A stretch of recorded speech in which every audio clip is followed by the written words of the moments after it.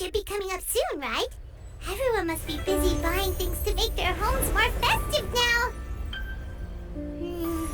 Wonder what this year's theme is going to be. Oh, Paimon can't wait to find out! Let's head to Liyue Harbor and ask around!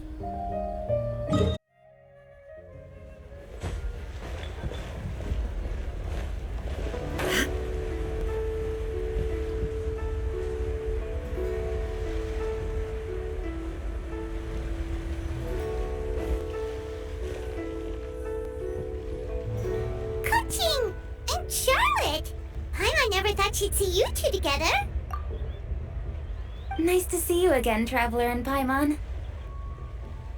Oh, we're not interrupting anything, are we? Not at all. I wasn't in the middle of an interview or anything. I was just asking Miss Kuching about purchasing a kite. A kite? Are you buying some regional specialties to bring back to Fontaine? Well, yes. And... It seems you haven't heard yet. The theme of this year's lantern rite is kites. Oh, so that's why Paimon has seen so many floating in the sky. Liyue Harbor is always changing, so it is only fitting that lantern rite should change in turn. The Qixing believes it would benefit Liyue to build on our own cultural foundation by embracing the technologies of other nations. After all, it is said that the stones of another mountain may serve to better polish one's own jade. Yeah, remember my business meeting with Tianquan Ningguang the last time I was in Liyue Harbor? That's what it was about. But all I really did was use my network to introduce Lady Ningguang to some interesting people. I'm not sure that quite counts as fostering cooperation. In the end, we decided to combine Liyue's traditional art of kite making with Fontaine's mechanical vertical lifting device. Mechanical lifting device? Sounds pretty impressive. But don't kites just use the wind to fly? Why would you need to add something mechanical? Well, you've actually just answered your own question, Paimon. How high and far a kite can fly depends as much on the weather conditions as on the skill of the person holding the string. But as soon as there's no wind, you can only flail about helplessly like a sweet flower medaka out of water. Experience doesn't matter at that point. Exactly. Liyue is now a nation ruled by humans after all. It's about time we had the power to make a kite fly, don't you think? Plus, the easier we can make it to enjoy, the more people will want to participate. Right? I also thought it was a novel idea. Plus, it shouldn't cost much to do. With Miss Charlotte's help, everything has gone smoothly. Our new mechanical kites are already available to purchase from a stall in the harbor. We're having trouble keeping up with demand. We also gave quite a bit of thought to the price. We didn't want it to be too much more expensive than a traditional kite. Whoa! Turns out you two and Ningguang like playing with toys just as much as Paimon! Toys? They're not exactly toys. You see, Miss Kuching? That does seem to be everyone's first reaction. Although kites are one of our most time-honored cultural relics, outside of their use in certain ceremonies, I suppose they're considered playthings more than anything now. But to me, there's so much more than that. Think for a second about how remarkable it is that a flimsy paper kite attached to a string has the capacity to touch the sky. It is this slight piece of paper that also carries the weight of Liyue's cultural traditions. There's an old poem that goes, "O kite born of paper, flying true and sound, a lone traveler wanders, just waiting to be found."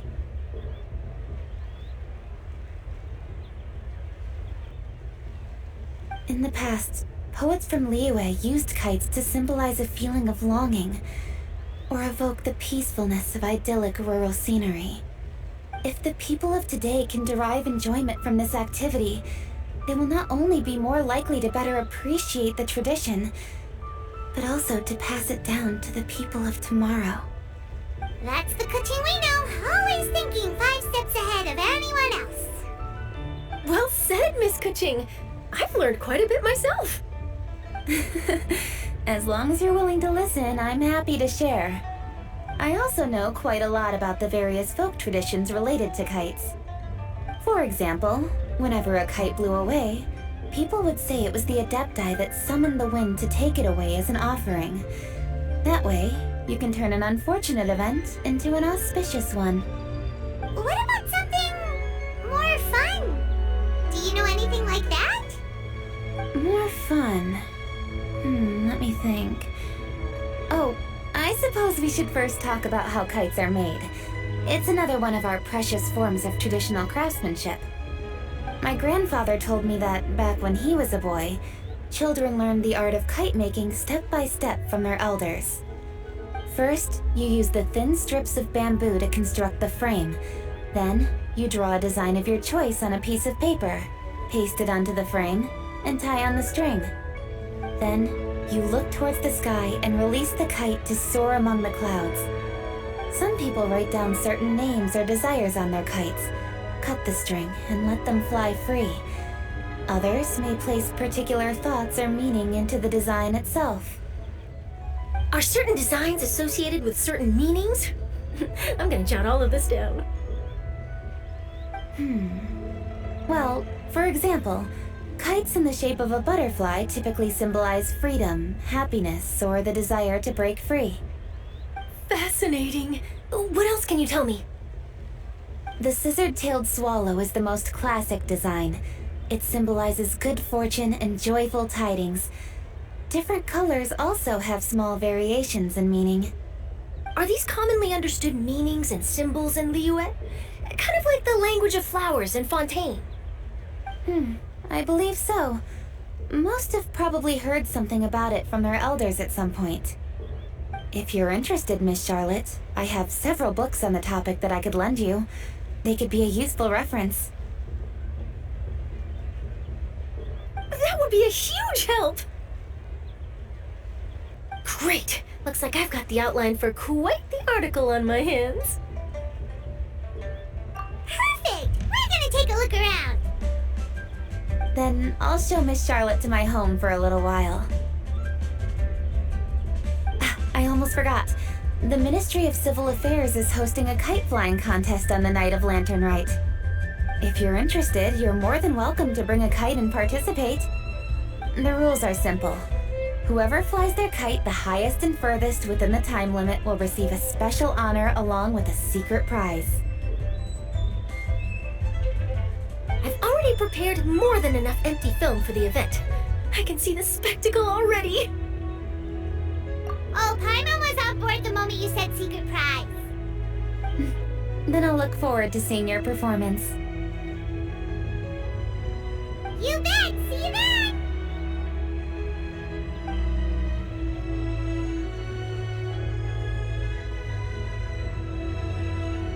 Wait, Traveler? Take a peek to your right. Do you see those two people lurking over there? Is it just Paimon? Or were they staring at us the whole time we were talking to Kuchin and Charlotte just now? They seem fishy. Huh. Well, yes, but something's up. Paimon just has a bad feeling. Do you think they could be treasure hoarders? They always seem to be stirring up trouble during Lantern Rite. Oh, Paimon's sick of waiting around for something bad to happen. We should strike first, you know. Foil their plans before they even begin. You go right, Paimon will go left.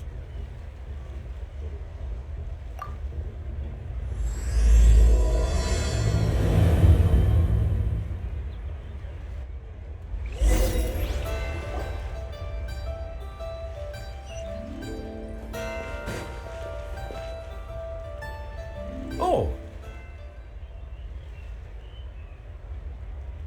It is with such an air of urgency that you appear before us. Your comportment suggests you believe us to have committed some heinous crime. Perhaps you could enlighten us as to your intentions. Whoa, where did this fuddy-duddy come from? You should be the one doing the enlightening, buddy. Don't think we didn't notice you eavesdropping. One look and we could tell you were up to no good. Tell us everything, starting with your name. One bears no secrets before two such as yourselves. You stand in the presence of the mighty and illuminated Adeptus, Moon Carver. For the purpose of this foray into the mortal realm, however, you may address one as Hojong. You kidding? That deer's got his head stuck so far up in the clouds, there's no way he'd humble himself down here with the rest of us. You may want to hold your tongue, Paimon. Don't think that Paimon is gonna believe you just because you know her name. Let Paimon guess. You're supposed to be Mountain Shaper, right? Indeed. Mooncarver and myself have descended upon the mortal realm for a visit. The two of you may call me Jiahu. Huh. Looks like you did your research. But in our experience, the harder you try to lead us on, the more likely it is that we've got a big fish on our hands. We'll go straight to the Millilith and have you arrested for impersonating a death guy. Preposterous! Utterly preposterous! Right. Tell us something that only an Adeptus would know. And it better not be some common knowledge that any person on the street could tell you. During the last lantern rite, we gathered at Mount Hulao with Rex Lapis and made use of Cloud Retainer's supreme cuisine machine to prepare bamboo shoot soup. Perhaps you have some recollection? The flavor of that soup was more than enough to whet one's appetite. As such, Cloud Retainer assented to my use of the device beyond that singular occasion, providing other recipes to boot. Since then, one has dabbled in the pleasures of the culinary arts whenever time allows. Dabbled? Upon one's last sojourn to your mountain, did you not immediately attempt to hide the device behind a chunk of amber as soon as one's presence was known? Did one not speak up on your behalf but a moment ago? This is how you choose to repay that kindness? One is simply trying to emphasize the veracity of our claim. That does not mean you should reveal personal matters so readily. They might think one bears no difference from Cloud Retainer. Forget it. One does not have the breath to waste on such petty trifles. That might have been more detail than we needed. Seems like you two are the real deal, and Paimon's sorry for suspecting you. But, for beings as forgiving as yourselves, this is just water under the bridge, right? You indeed have an agile mind. Cloud Retainer was not mistaken in her high estimation of you. Paimon's still curious about something. It's just... Paimon can understand why Mountain Shaper is here, but why did you decide to come to the city, Mooncarver? It's not really your thing, is it?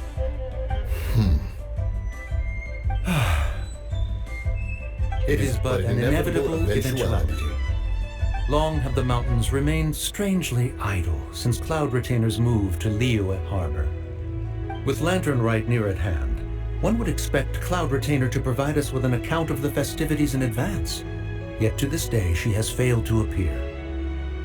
Cloud Retainer is hardly the forgetful sort. One must never rest idle in the face of that which demands action. And since our acquaintances dwell in Liyue Harbor, we had to travel here in human form to avail ourselves of their aid, Cloud Retainers in this case. But a moment ago, one heard you speak of a mechanical kite of sorts. It appears the essence of the situation has hitherto revealed itself. Now it is time for one to retire back to one's abode. Huh. So, you're not looking for Cloud Retainer anymore? Perhaps there are aspects of Cloud Retainer's temperament that remain opaque to young Paimon. Given one's understanding, one can only imagine the anger that now consumes her. Cloud Retainer is of a proud and arrogant disposition. She holds the belief that her skill in mechanics surpasses that of all others. One can be quite certain it is hardly with an open mind that she regards the arrival of this new technology. One surmises that she has shut herself away, refused all company, and buried herself in the study of her own creations. To call on her would only invite her rebuke. However, if you do happen to cross paths with her over the next few days, do pass along one's regards. Sure, leave it to us. Have a safe trip back, enjoy the scenery, and happy lantern ride! Thank you for your kind words. We shall now depart. We got all worked up for nothing. All that trouble and it turned out to be people we knew all along. Well, it's still pretty early. Let's head over and check out the kite stalls. Paimon wants to see what kinds of kites we can buy to use in the competition. The bigger and prettier, the better.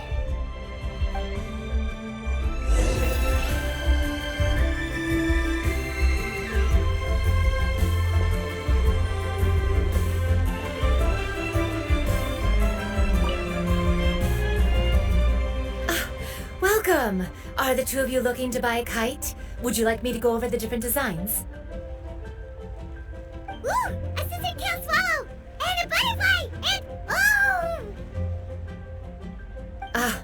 This jade chamber design is our newest. It's been selling like crazy over the past 2 days.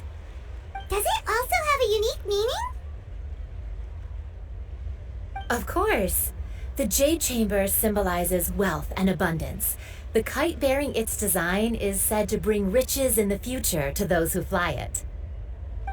Oh, now that's Paimon's kind of kite. I apologize for the interruption, but are all your wares in order, Miss Genuine? Yes, they're just over there. The paper, bamboo, and dyes. All the necessary kite-making materials. Wonderful! I'll pack them up and get a guard to deliver the goods to Yilong Wharf for you. Yilong Wharf? Oh, wonder what that place is like during Lantern Ride. Paimon would love to go take a look. Well, if the two of you are interested in going to Yilong Wharf, then could I trouble you to find Gaming and deliver these goods together? Is Gaming the guard you just mentioned? Well, yes. The communications office handles shipments and transports around Liyue. He works for the Secure Transport Agency, one of our sub-organizations. The problem is, many of my colleagues have taken leave during Lantern Rite to spend time with their families. So, our available workforce has seen a dramatic decrease recently. If you were willing to help out, then I could get a head start on my next appointment. You do seem really pressed for time.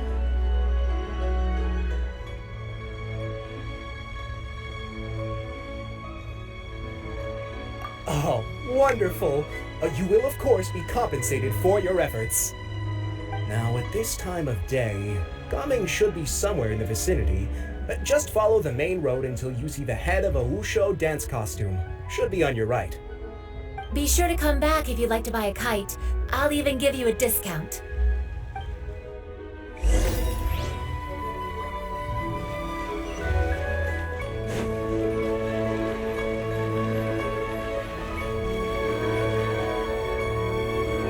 Wait, I thought we had an agreement. Loser buys dim sum tomorrow? Look at you, scowl like that for much longer and your face might stay that way. Hey now, don't be upset. How about this? You extend the invitation and I'll pay. No way, Gaming. You're always the one picking up the tab.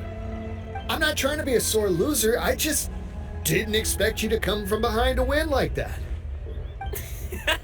That was nothing. All in a day's work, friend. Perfect, Gaming is here. Sorry to interrupt, Gaming. We just spoke to a guy from the communications office who needs you to deliver some goods to Yilong Wharf.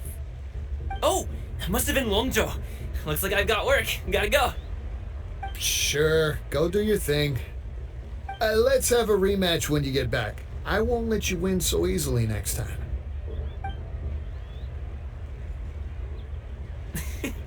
Alrighty, you can hand the goods over to me. Must have been heavy hauling them all this way. Let me take them off your hands. It wasn't that bad. It's just some kite-making materials. Plus, we didn't have to walk very far. Kite-making materials. I see. I'm glad it wasn't too much trouble, Paimon. Still, I owe you one. Ah, and you must be the traveler. It's nice to meet you. Thanks for your help. Huh? You know us? There probably aren't many in Liyue who don't. I've heard quite a bit about you two. You're quite well known around these parts. Oh, and please excuse Longzhou if he forgot to thank you. Take my thanks in his place. He's a good guy. He's just been super busy lately, running around from place to place. Don't be too hard on him, yeah? So, you here for Lantern Rite? Yep, it's always so lively this time of year. We were actually hoping we could tag along to Yilong Wharf and have a look around.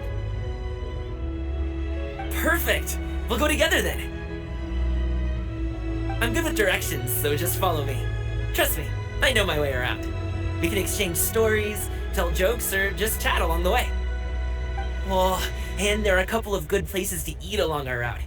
We can stop and grab a bite when it's time. The ingredients are fresh, the portions are generous, and the prices won't break the bank. You can order anything, and I promise, you won't be disappointed. Order anything? Hey, did you really have to call Paimon out like that in front of our new friend? Don't worry, I understand. I joke around like that with my friends, too. It just shows how close you are. Do you need to pack anything up before we hit the road? I can wait. Nope, our things are always packed and ready. We're pretty much travel experts at this point. Oh, that's right. Then let's get going. If we run into any trouble, you can count on me to protect you. I am a guard, after all.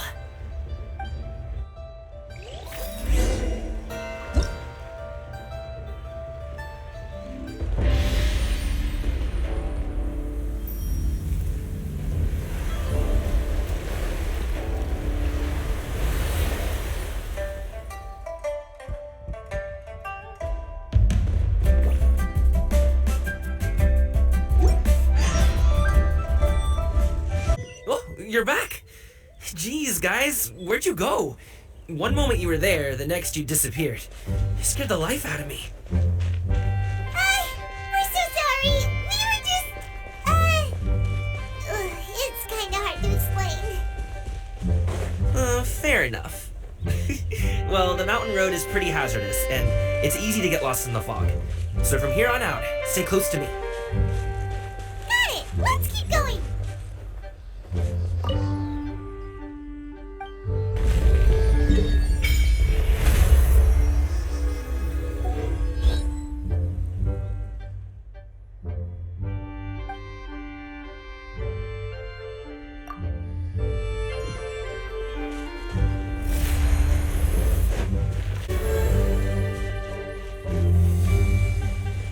The docks are just a bit further. One step at a time. Hang in there.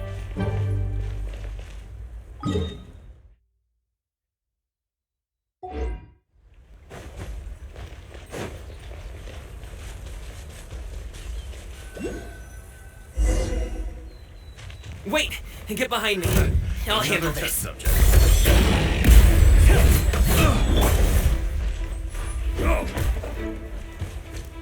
Think you can get away? Illusion shattered! Have you? The wrong test subject. Picked the wrong test subject. I swear by my sword! I'll do it, Manzai! Picked the wrong test subject.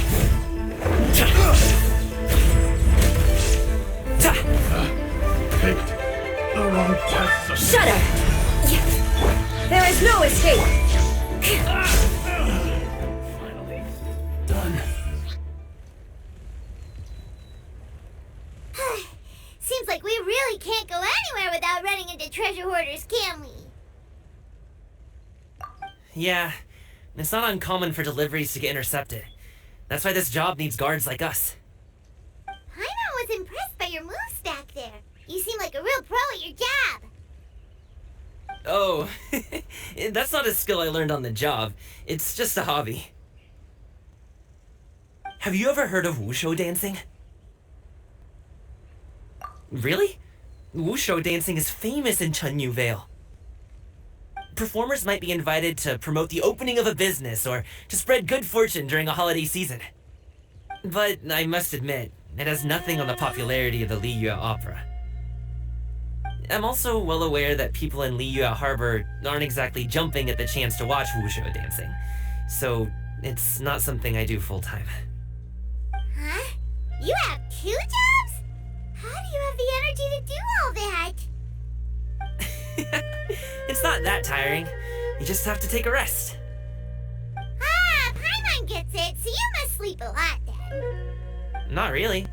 Just yesterday, I stayed up all night playing cards. Oh. Let's go. The docks are just up ahead.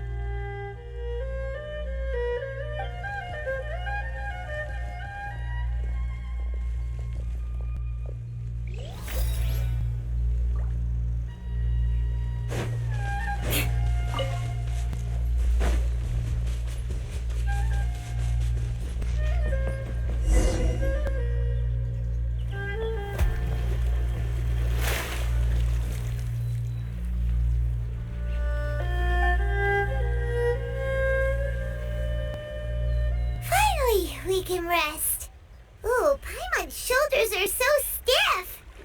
And her stomach so empty. Sorry. Did I push the pace a bit too much? I mean, you were the ones who said you were travel experts. Liyue is just too hilly. Floating up and down so much. Where's Paimon out? Oh, Paimon was finally satisfied and now her poor stomach's empty again. Aw, would you like some winter melon cake? I have some on me that I bought from a store. Yes, Paimon will take all you got. You might want to pace yourself there, or you'll be too full to eat a proper meal later. Paimon never gets too full. Just like you apparently never get tired, no matter how far you walk or how many jobs you work. Ah, I see. Then here you go, Paimon. And for you, traveler. Enjoy. And here's some for you too, Uncle Bosu. Don't think I forgot about you, my friend.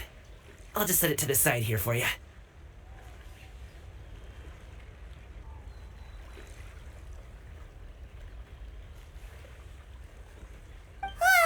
That hit the spot. Paimon thought she was going to starve to death for a minute there. That close of a call, huh? I've been eating winter melon cake ever since I was a kid.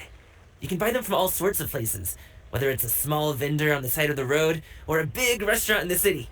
But each place produces cakes with a slightly different flavor. If you like these ones, I can give you the address of the shop I bought them from. I'll just have to check when we get back. Oh, all my jabbering must be making it difficult for you to enjoy the scenery in peace, huh? Don't be afraid to tell me to zip it for a little while, okay? Really, I won't be offended. It's okay. Paimon is kind of enjoying listening to your chitter-chatter. Aw, a fed Paimon is a happy Paimon, huh? Hey, Paimon can be in a good mood anytime she wants.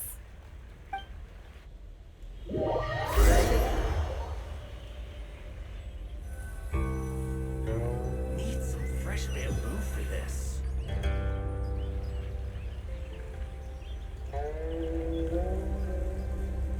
Woohoo! We're here! Don't forget your things, and watch your step as you get off the raft, or you're in for a swim.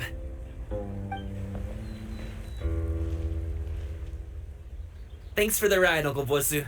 You take care of yourself now. I'll see you some other time. Okay, follow me. This way is fastest. We'll have to take the elevator up to the secure transport agency.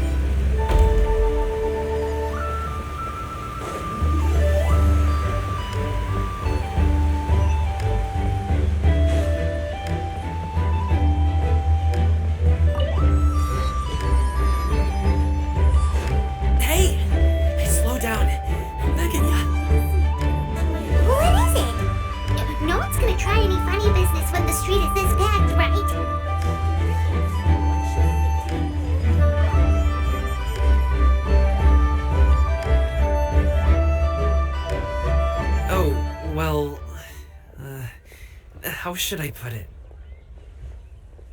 Come on, spit it out!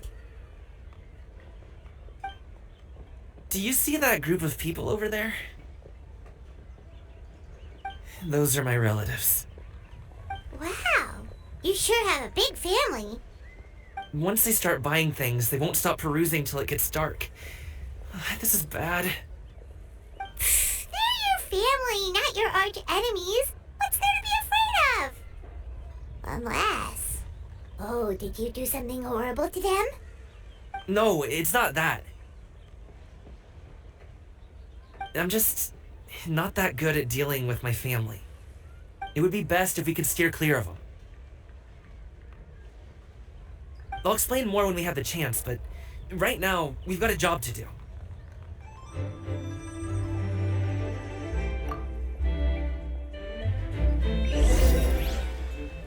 The left side looks pretty packed.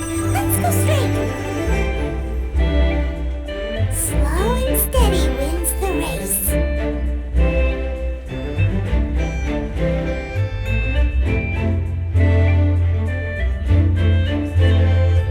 Stick close, traveler.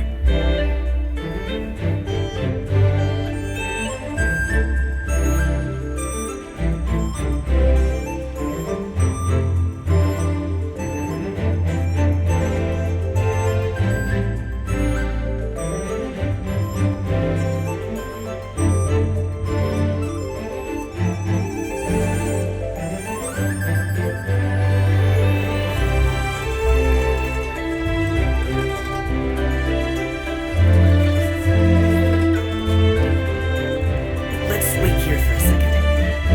Maybe my aunt will leave.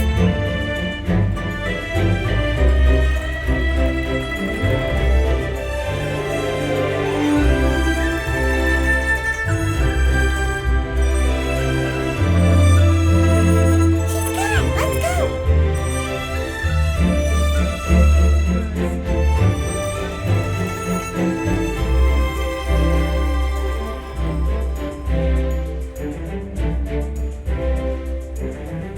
Turn left. Run!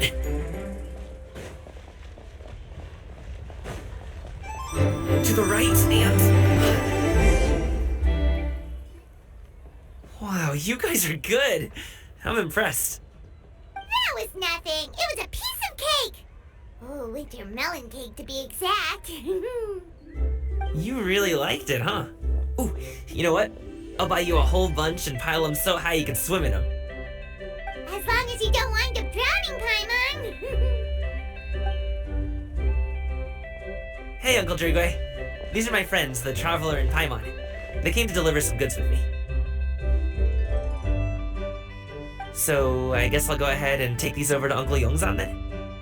Yes, thanks for your hard work. I should thank you both for your trouble as well. Please take a seat and rest for a bit. I'll prepare some tea. No need. We'll be off soon anyway. Hey, we're already here, aren't we? No harm in taking a load off for a bit. Plus, I know the Secure Transport Agency has some great Songla tea stashed around here somewhere. I promise you, one sip and you'll be hooked. Anyway, you just sit down and relax, Uncle Drugoi. Who would I be if I just sat here and let you go through all this trouble? Leave this to me. I have to be up and about to drop these goods off anyway. What's a little extra time on my feet? Oh, you aren't too picky, right, Traveler? I know Paimon prefers things on the sweeter side, so I won't steep the tea too long. And I'll add some dim sum pastries on the side. Aw, you noticed what Paimon likes?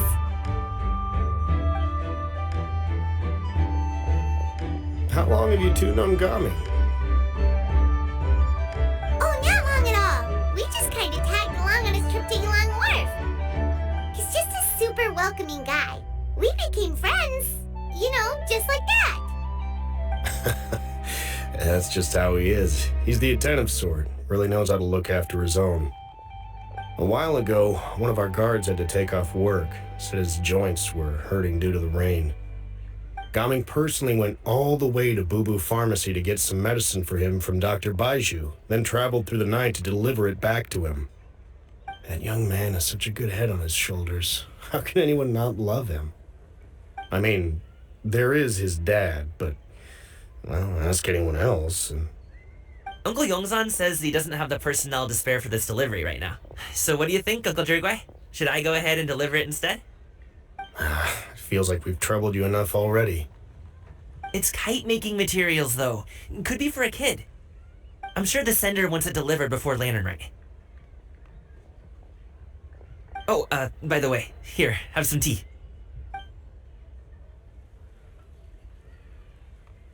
All right, then. Deliver it if you want to. Ooh, are you free in 2 days? How about we grab some dim sum from Shinya Kiosk? My treat, and don't even think about trying to pay. Whoa, that's way too generous of you. Don't mention it. Just think of this as a thank you for all your help.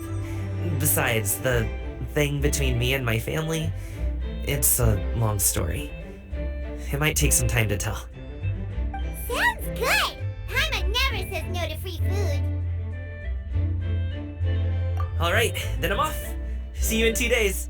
Oh, and Paimon, make sure not to eat too much before then. Don't say I didn't warn you. Is he underestimating Paimon? She's just gonna have to show him how much she can really eat. Anyway, is Gaming's family situation really that complicated? He has such a happy-go-lucky personality. Plus, he's an enthusiastic and diligent worker. It's hard to imagine a guy like that being troubled by much. How should I put it? Since he already plans to tell you himself, you don't need an old man like me to add my 2 cents. You seem to be around the same age, so you might have a lot in common. Perhaps you could help him talk things through. Consider it a favor to me. If you have the time, maybe you can make a little flag for us to wave about. It can say, "We provide aid in spades." Couldn't hurt to advertise our services, right? Well, I can certainly arrange that. Is there anything else you wanted to say? Wait, seriously? Paimon was just joking, but if you're going to get us something, she'd much rather have winter melon cake instead. Seems like Gaming really has rubbed off on you. Would you like some more tea? I think there's some left. No thanks. We came all this way and still haven't gotten a chance to look around the wharf. We should see the kinds of kites they got. Maybe they'll have ones you can't find in Liyue Harbor. All right, then. Please do let me know if you'd like more tea. You're welcome to stay as long as you like.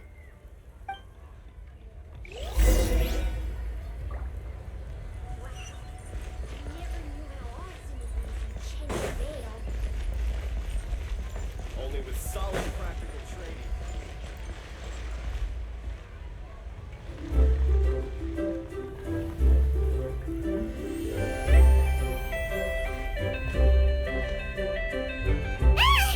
What are you doing here? The way you speak, one might have presumed you were displeased to be in one's presence.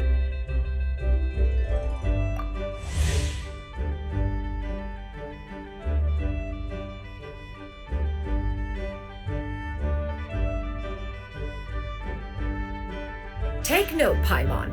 You could learn a thing or two about how to respect your elders. Ugh, starting on the elder stuff already, huh?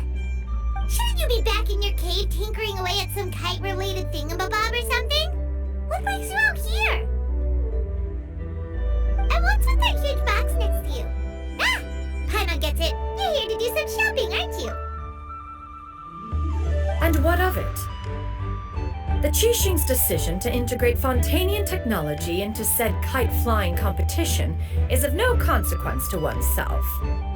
Did you expect one to willfully compete against the whimsical trends of worldly sentiment, or perhaps even fall to petty sulking over such? It's not that we think those things exactly. That's just what Mountain Shaper and Mooncarver told us, or Tia something and Ho. Paimon can't be bothered to remember what their aliases were called. Anyway, they went to Liyue Harbor to look for you. They even asked us to pass along their regards if we ran into you. Oh, huh. Tianyin?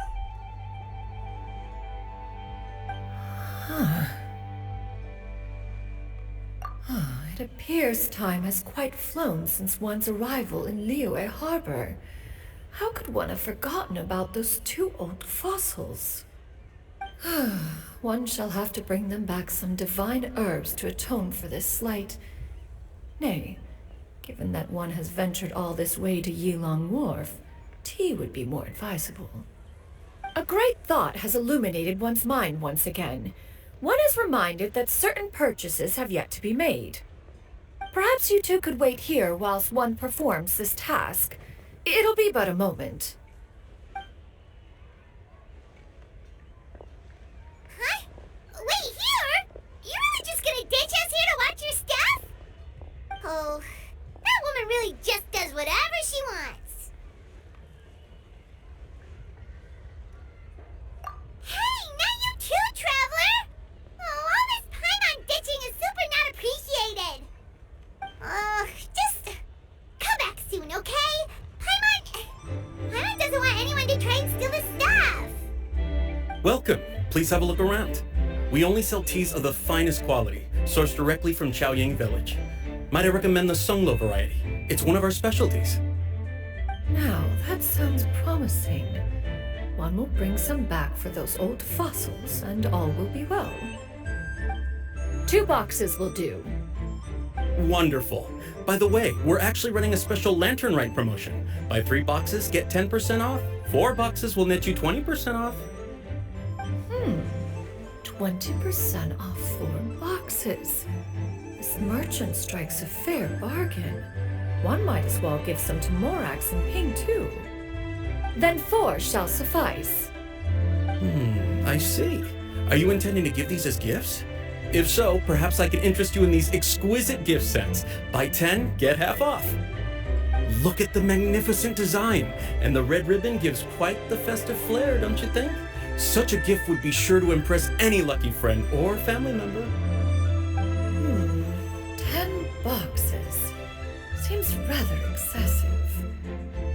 But if one factors in the Conqueror of Demons and one's disciples...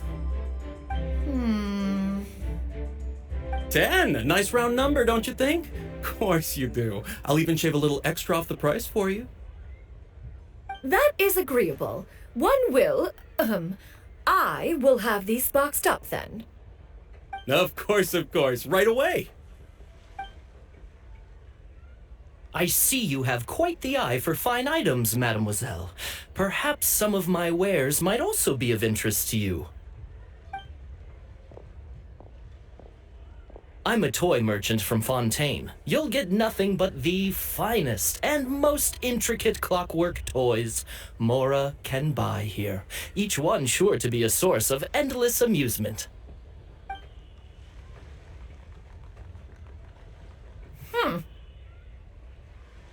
Perhaps you could enlighten me then. When should said amusement be derived? Well, that is, of course, best understood by playing with them yourself. If you could wait just a moment, I can bring one out and give you a demonstration.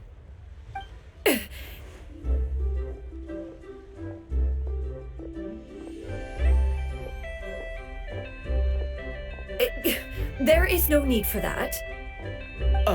Mademoiselle. Give me your newest and finest model, and be sure to package it securely. Ah, of course. Here you go. The instruction manual is... I can do without, thank you. Many watchful eyes surround this place. If one were to be spotted purchasing a mechanical toy such as this, a child's plaything no less, it would only invite scandal. There is no harm in bringing it back to study in secret.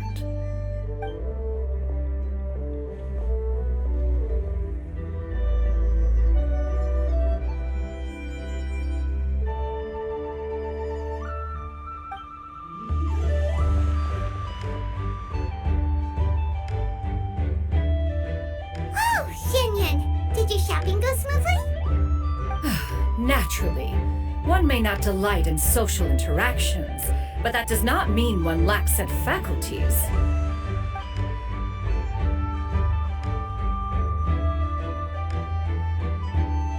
And you two? Are you not here to purchase things? We just haven't had time yet. It doesn't look like there are any kite stalls around Elon Wharf, but it does look like there are lots of goods from Fontaine. You are also planning to participate in the kite flying competition, then? One means to say, you along with all the other youths. One has been entreated to share one's kite-making expertise, and indeed there was little one could do about such persistent supplication. One moment energetic and earnest, and dejected the next. One had no choice but to acquiesce to these requests, and thus, one will be organizing a kite-making workshop to provide personal instruction in this art form. Oh, who will be participating then? Shuyu, Shenhe, Ganyu, and Yayo. Wow, that's quite a few people. Also, this is all pretty well, Xinyun, but it's not like you have to make your own kite to participate in the competition.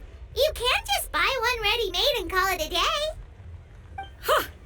You speak of those equipped with the mechanical lifting device, do you not? 'Tis nothing but a crude piece of mortal machinery. The mechanism that one has developed was the fruit of millennia of meticulous study.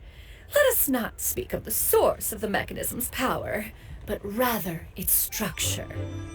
It is composed of materials as light as bamboo and as strong as iron.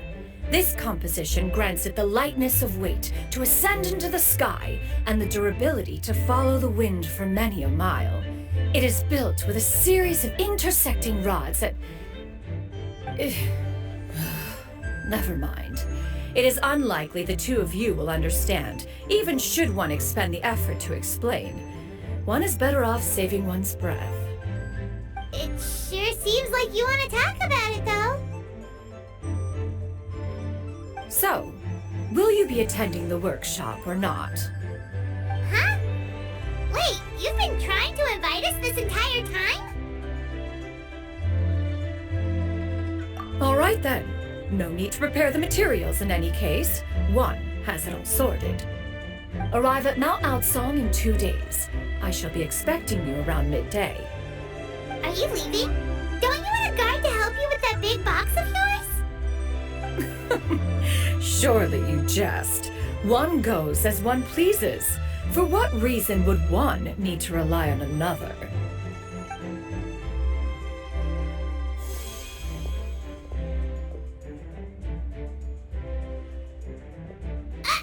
It can float?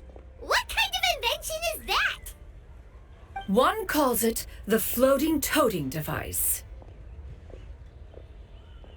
Huh. She seems pretty proud of that one. Look at her walk down the street. She seems so confident, but everyone around her is looking at her all funny. Paimon wonders... never mind. But anyway, that box of hers seems to be full of those mechanical lifty thingamabobs. Not that Paimon was peeking or anything. She just, got a bit unsteady for a second and accidentally brushed the embroidery on top. And wouldn't you know it, all the stuff inside almost came bursting out. Paimon even went out of her way to keep it all together. All Paimon say is that Xianyun sure does try hard to save face. What did she call it again? A crude piece of mortal machinery? Paimon bet she just can't wait to take it apart and see how it's made. Totally. We should probably act like we didn't see anything, though. You know, in consideration of her feelings and all. After all, that is the propriety with which one should comport oneself. When it comes to an elder, right?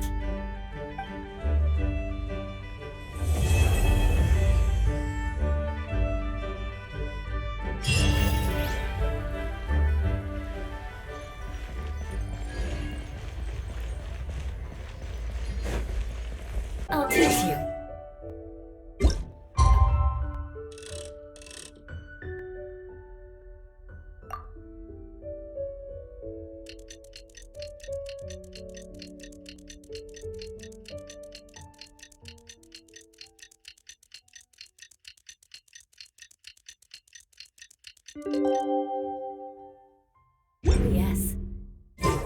Paimon has never had dim sum at Shinue Kiosk before, but it should be quite the feast for sure.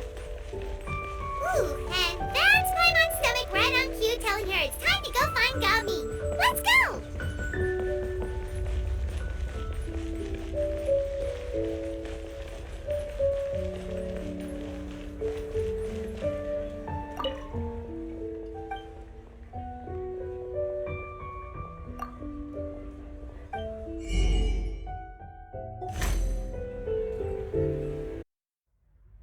Oh, you're here early. I just ordered. The food should be out in a second. Sit down, sit down. Let's all take a seat. Here, hand me your cups. Oh, thank you. Wait, you weren't supposed to drink that, Paimon. That was for you to rinse your utensils. That's a thing?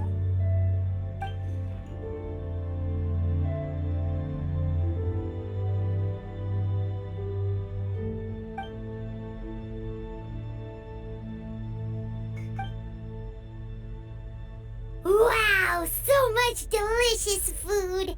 Do you really eat all this just for breakfast? That's just how we do it where I'm from. Most of the time, though, I don't eat lunch after dim sum. Oh, that's good to hear. Paimon doesn't need to worry about holding back then. Eat, eat. If it's not enough, we can always order more. Oh, and there's tong soy coming as well. I don't usually have that in the morning, but, well, since everyone's here, I just had to order it. What about you, traveler? Is the food to your liking? Want some more seafood kanchi? Let me refill your bowl.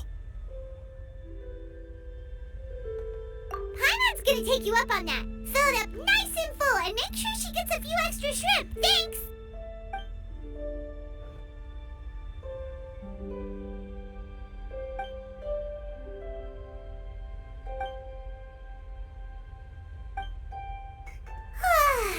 So full. That meal was so satisfying, it even gave Paimon some extra brain juice. Oh, listen. Paimon's figured it out. Let's think about this for a second, Gami. You invited us to this awesome restaurant and ordered a whole table full of expensive dim sum just for the three of us. Well, you must be hiding the fact that you're some young master from a rich family. That would explain why you try to keep your friends and family away from each other. Are you confusing me with Xingqiu? Huh? You know Xingqiu? You sure know a lot of people. Well, when you're on the road as much as I am, you hear all sorts of rumors. Sometimes they're true, sometimes they're not. What it comes down to is being able to tell the difference. More often than not, that means knocking on some doors to find out for yourself. Oh, you truly are a man of many talents, young Master Gaming. Okay, enough with the teasing. Sorry to burst your bubble, Paimon, but you're wrong about my family situation. What? Oh, Paimon thought she was onto something there. My dad is just an ordinary tea merchant. Small scale stuff, you know? It wouldn't even make sense to mention his business in the same breath as the Feiyun Commerce Guild. My dad... he always wanted me to inherit the family business, to be a merchant like him. But that's just not who I am. It's not who I ever wanted to be.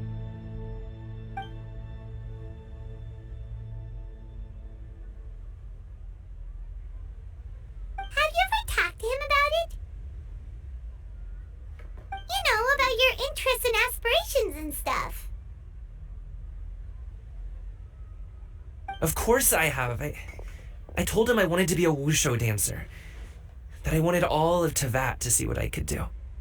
According to my dad, though, that wasn't a real job. Just a child's pipe dream. Oh, that's terrible. I'm sure he thought I would come around eventually, but wushu dancing has always been the only thing I wanted to do. One day, he tried to get me to visit some other tea merchants to start building the right relationships, but I refused to go. We got into a huge fight. We were this close to throwing hands. In the end, I was so angry that I ran away from home. I haven't been back since. Don't get on my case just yet, okay? It's not like I think I'm completely without fault. No, I know that it wasn't the right way to go about things. But my dad's stubborn. No matter how hard I tried to convince him, it just went in one ear and out the other. There was no changing his mind.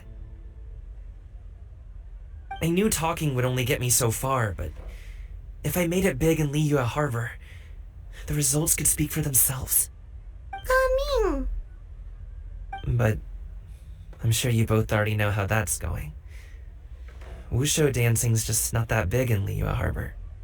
In the past, I would go door to door from store to store, asking if they would be interested in hiring a performer. Most times, I wound up eating nothing but humble pie. And you can't just rely on dreams to put food on the table, right?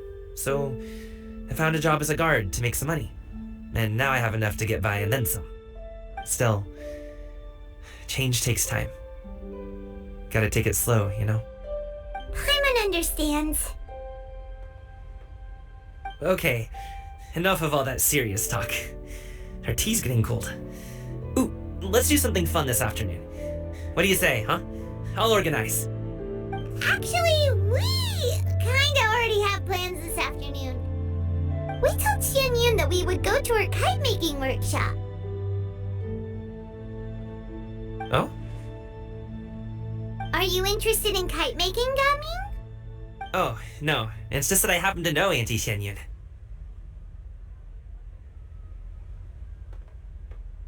That title certainly humanizes her a bit.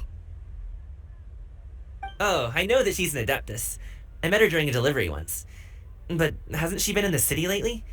She's even tried, with some limited success, to change her terms of self-address or something like that. She came to see me a few days ago to ask about luminescent dyes. Oh, wait a second. She doesn't plan on putting those on a kite, does she? Is that not something you can do? It's one thing to use it on cloth, but applying it to paper is another matter entirely. Why couldn't she tell me what she wanted them for? Yeah, she does seem to have trouble with that sometimes.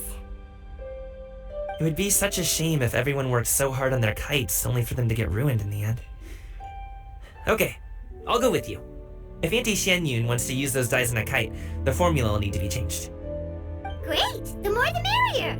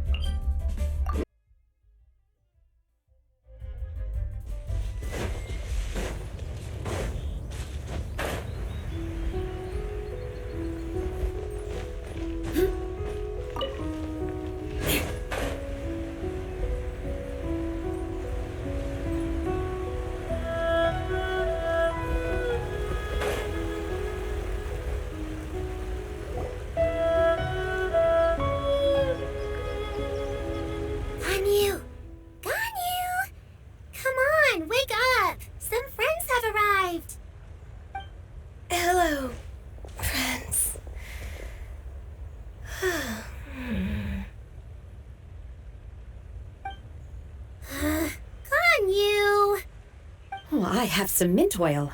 Perhaps we should try that. A guest at Wanmin restaurant recommended it to me. I've tried it.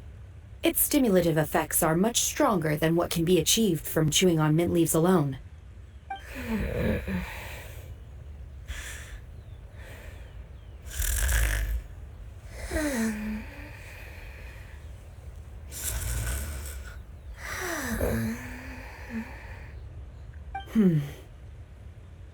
Apologies in advance. Wait! Shenhe? Not there!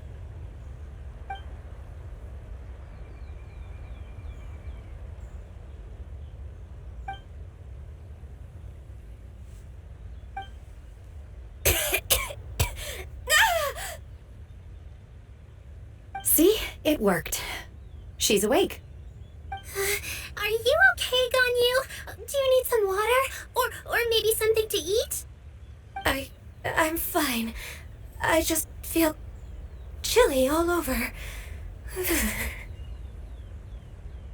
Huh. Was it that effective?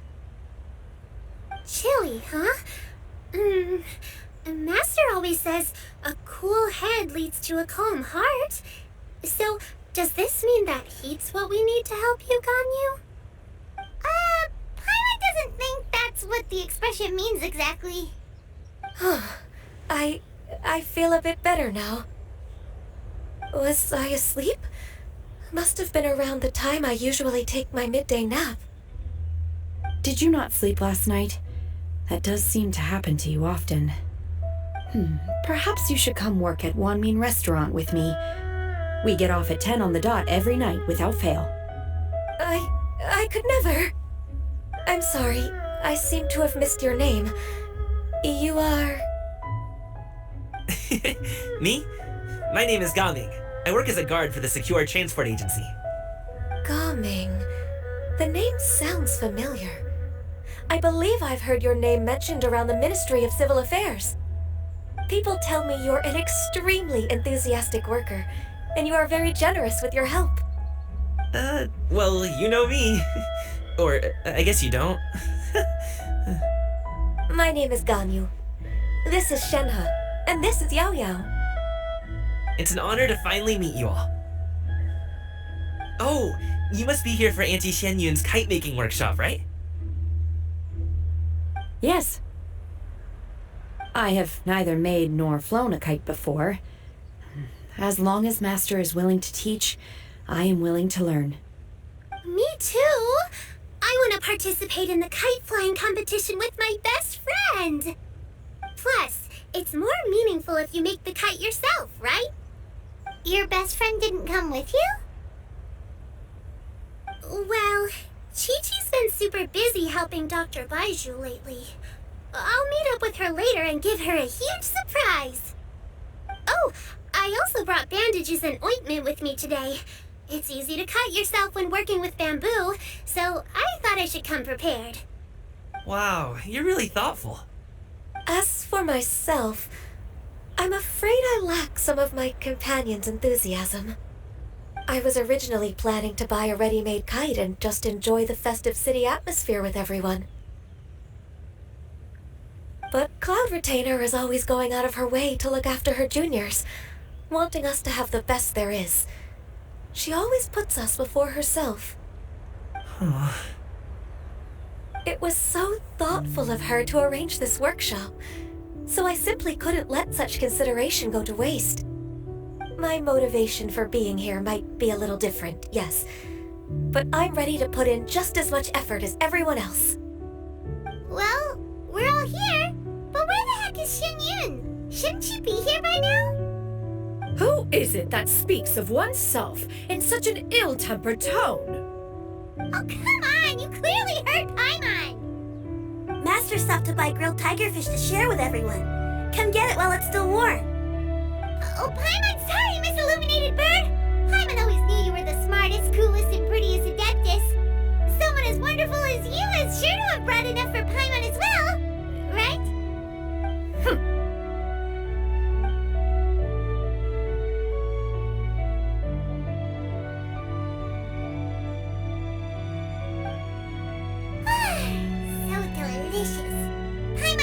Is complete. It appears that we've ended up with quite a few participants indeed. Go ahead and divide yourselves into small groups. The materials are over here. The regular dyes and luminescent ones have been clearly marked. Use them as you see fit. As for how to make the kite, one assumes you all made sure to listen to the instructions one provided while we were eating. Yes? Are there any questions? Paimon may have focused a little too hard on the eating and less on the listening. Paimon knew she could count on you, Traveler. One will wait under this tree and avail oneself of the cool air while one digests. Do not hesitate to seek one's company if you have any trouble, questions, or simply want to chat. we're not in any hurry to get started. Why don't we go see what the others are up to?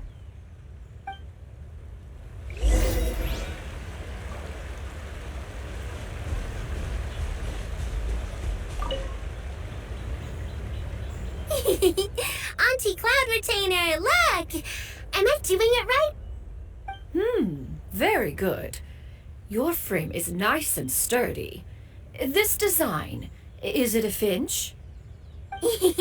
Yep. One is looking forward to seeing your finished product. What color are you going to make it, Yao Yao?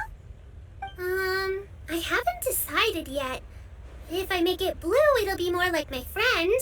But if I make it gold, it'll be more like me. If you are asking for one's own opinion, one would advise choosing gold. When giving a gift, the key consideration is the recipient's feelings, is it not? One imagines your friend would much prefer a kite that reminds them of you. Oh, hey, I never told you the kite was for Chi-Chi. How did you know? With age comes wisdom, child. One simply has a way of knowing things. Oh, cool! Thanks, Auntie Cloud Retainer. I'm gonna start painting it gold right now. Good. One will watch. You two seem strangely unoccupied. One was under the impression that one was supposed to be doing the relaxing. Is your kite finished? We actually haven't started yet, but we're going to start, right now.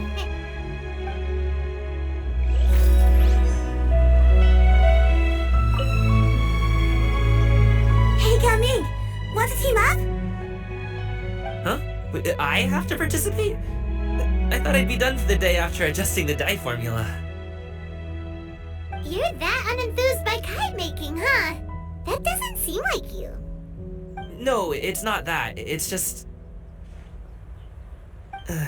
it would take too long to explain. I guess I'll just make one then. What shape should we go with? How about a butterfly?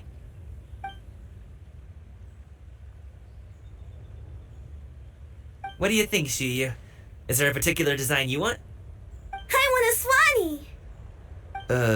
That might be a little hard to pull off. True, but I still want to try. They're super cute. Okay, it's decided then.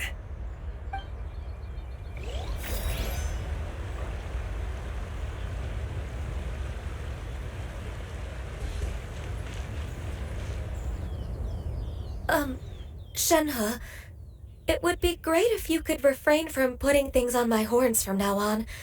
They're really quite sensitive. I see. My apologies. I shall remember that in the future. Thank you. No harm done. Good. Could I touch them just once more, though? No oil or anything this time. I've just always wondered what Miss Ganyu's horns feel like. Huh? Please, I told you. Just call me Ganyu. Well, alright. Just be gentle. Firm to the touch with no discernible temperature. Oh, not unlike certain medicinal plants I've eaten before. Still, Ganyu appears to be shaking like a cat whose whiskers have just been touched. I should stop. I see. Then I'll apply the oil to your forehead next time. Oh, no need. I'll just refrain from taking afternoon naps outdoors. Anyway, we should probably get started on our kite. It won't be long before Cloud Retainer comes to check on our progress. Perhaps we should just choose the most traditional style. Okay. Well, they seem to be getting along swimmingly. Let's not disturb them. We should get started on our kite now. Let's go.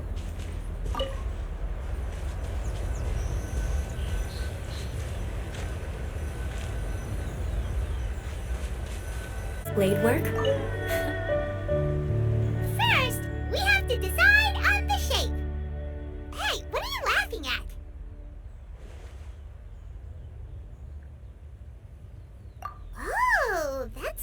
a completely crazy idea!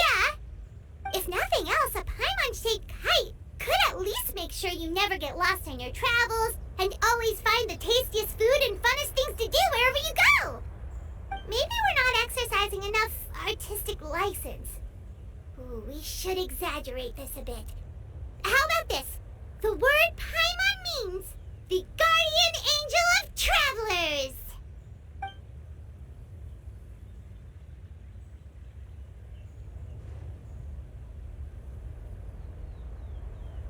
Now, what expression should we give her, since the kite is going to be flying super high in the sky?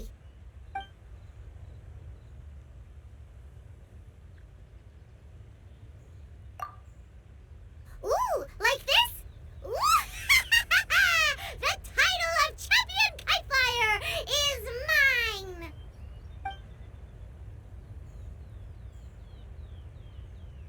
Since the kite is going to be flying super high in the sky. It's too high! Someone say Paimon, she's about to faint! Like that? Since the kite is going to be flying super high in the sky. Oh, Paimon totally didn't do anything wrong. And even if she did, she doesn't deserve to get shot up into the sky for it. Something like this, then. Since the kite is going to be flying super high in the sky. Ooh, like this? Ooh. The title of champion kite flyer is mine! Now that we've decided, let's make it happen!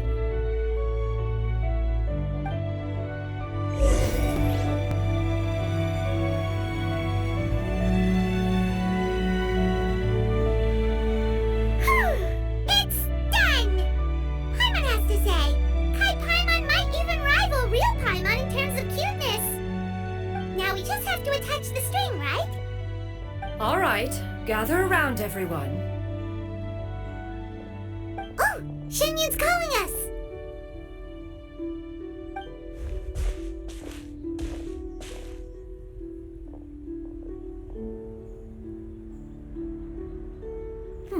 Let one take a look.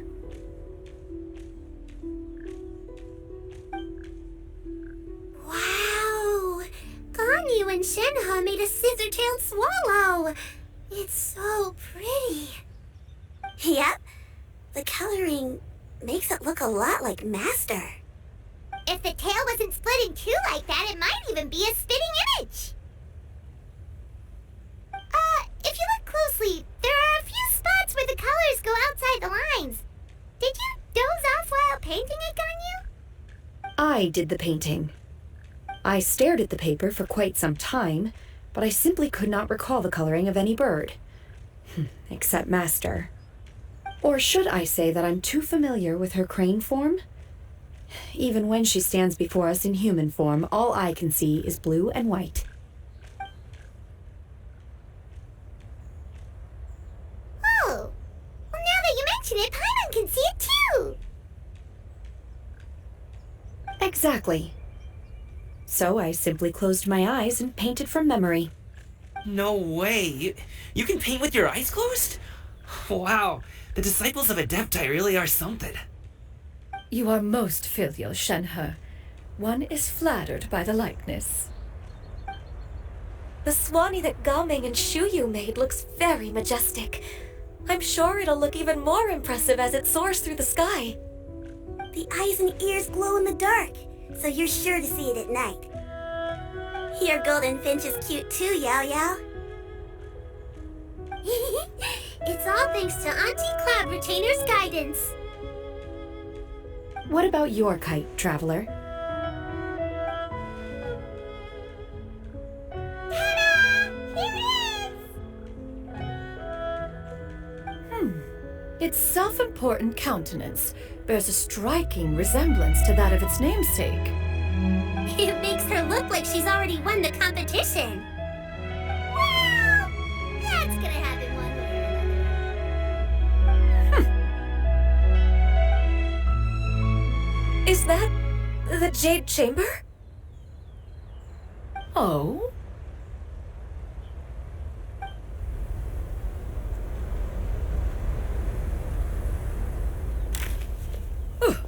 Who dares attempt such a flagrant display of impropriety by releasing a kite into one's territory without one's permission? Oh, and to do so by making use of this crude piece of mortal machinery! One simply must know who it is that possesses such impertinence. Continue attaching the strings, everyone. One will be but a moment. Cloud Retainer? Traveler, Paimon, could I trouble you to go after Cloud Retainer? Master's going to be okay, right? I'm more worried about the person who released the kite. There's wind up ahead! Looks like we can glide over! Time to scout.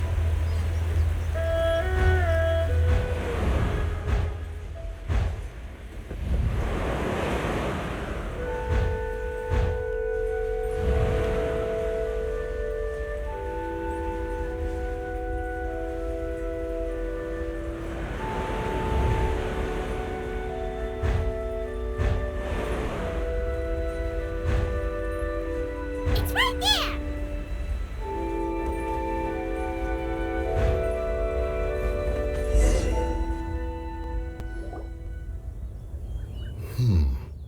This Fontanian device of mechanical motion is quite curious indeed. Now is hardly an opportune time for your musings. Someone among us was not sufficiently attentive, and now the kite has vanished. Calm yourself. Do you have any recollection of its last location? One believes it drifted in the direction of Mount Outsong. Perhaps it is mere happenstance, but one feels a certain sense of dread at the thought. Your concern is misplaced, surely. Cloud Retainer is either in the city looking after her disciples, or secluded in her abode attending to her research. She will not notice that kite. On the subject of said kite, however, one simply must remark on the genius of its windless lift technology.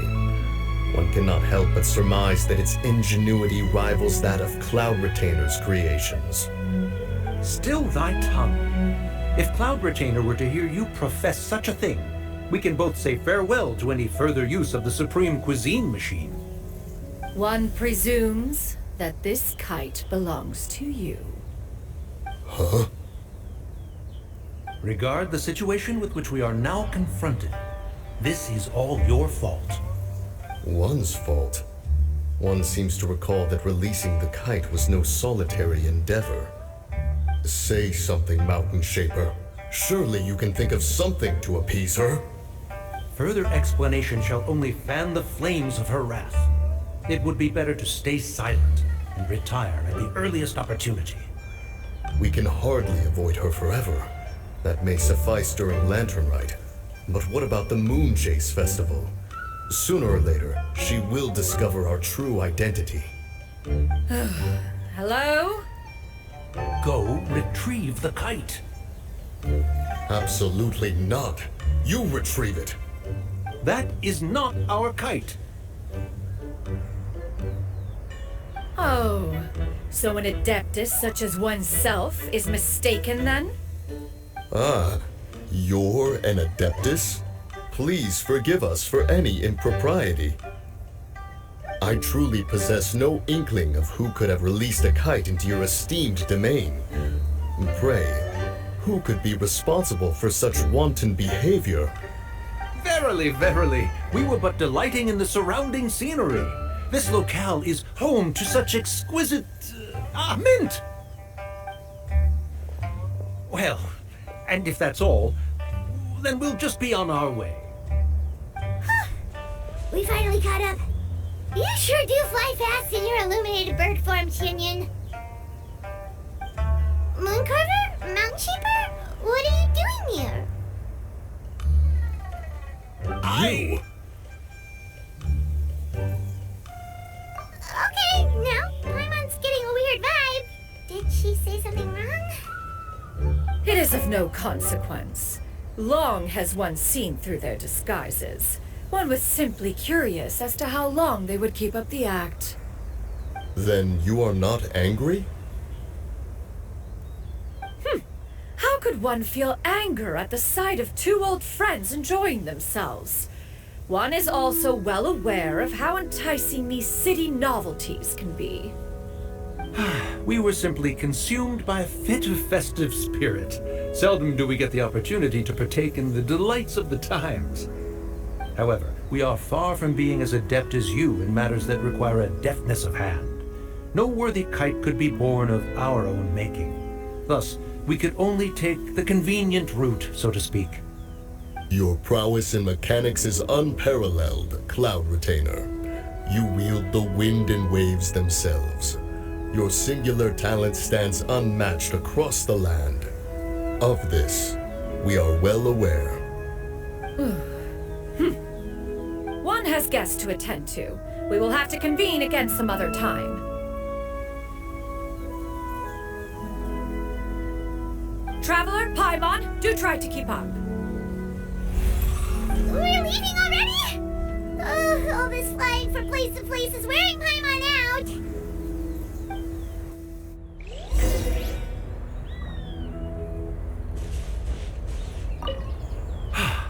It seems that one's concern was misplaced after all. Then, should we continue flying the kite? A splendid suggestion, but it would be advisable to change locations. Perhaps your mountain would suffice? It is more than spacious enough. A fine idea. A fine idea indeed.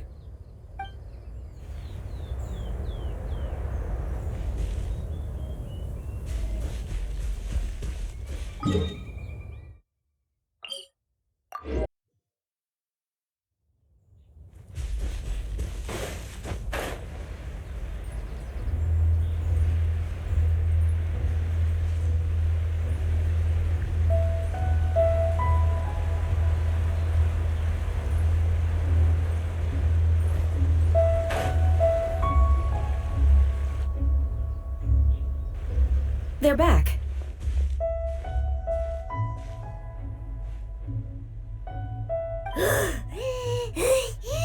Paimon's pooped. Hi. Why are there only two of you left? After you left, Yao Yao and Shu Yu tired themselves out playing with their kites. Gao Ming offered to escort them home. Before he left, he said something that I don't quite understand. Oh? What did he say? He said, a kite is always tied down no matter how far it flies or how high it soars. Its tether prevents it from ever truly flying free. He looked quite dejected as he said this. Now that you mention it, Gao Ming did seem to have a rather strange attitude towards kites. A reflection of himself. If I were a kite, I would cherish that tether as a symbol of kinship and the bonds that tie us and... Shenhe? It may be an exceedingly slim and distant connection, but lose it, and you lose that which links you to home. If Gao Ming truly sees a kite as a reflection of himself, then I fear I understand his words even less.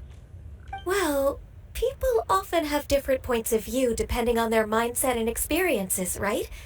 It's actually quite normal. Just like some people can eat spicy food, but others won't go anywhere near it? Exactly. That's why tolerance and understanding are as important as they are. Tolerance and understanding? What brought about this conversation? Did one miss something? We were just chatting. You don't have to butt in on every little thing, you know. Where were you anyway? One was merely doing a bit of cooking. Night fast approaches. If you are otherwise unoccupied, one would entreat you to stay and eat before you depart. Oh, it's been so long since I've had the chance to enjoy your cooking, Cloud Retainer. Worry not. One has prepared a variety of meat and vegetable dishes. One is more than familiar with everyone's culinary proclivities.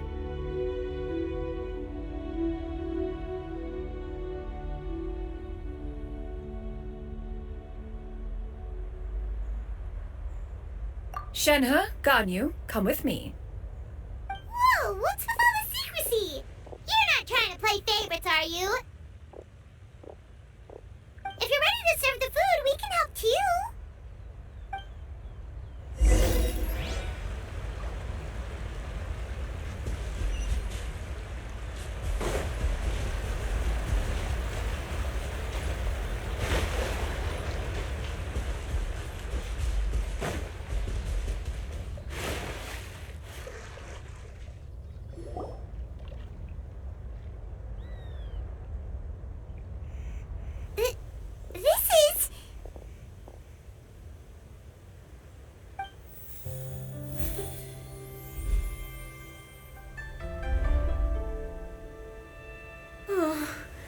I can feel the wind brushing against my legs.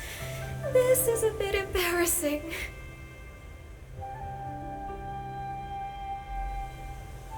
Is the headpiece secure? I should have asked Cloud Retainer to check before I stepped outside.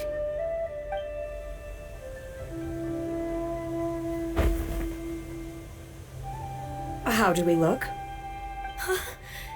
She asked them just like that? You look pretty too, Ganyu! Oh, how should Paimon put it? You both look so elegant and refined! Those outfits really suit you both! Given that one employed the services of the best tailor in all of Liyue, one would expect nothing less. What colors have you been partial to lately, Shenhe and Ganyu? Lately? Why is Cloud Retainer suddenly asking about what colors we like? I like black. One is gratified to see one's disciple has inherited one's own tastes. The color black doesn't get dirty easily, a virtue I've come to value recently. And you, Ganyu? I favor blue and black. And the material is sufficiently comfortable, yes? Yes, very. I simply cannot thank you enough, Cloud Retainer, for this gift, and the kite, too. Thank you, Master. One is content as long as you are pleased with the gift. One hopes these garments will see much use.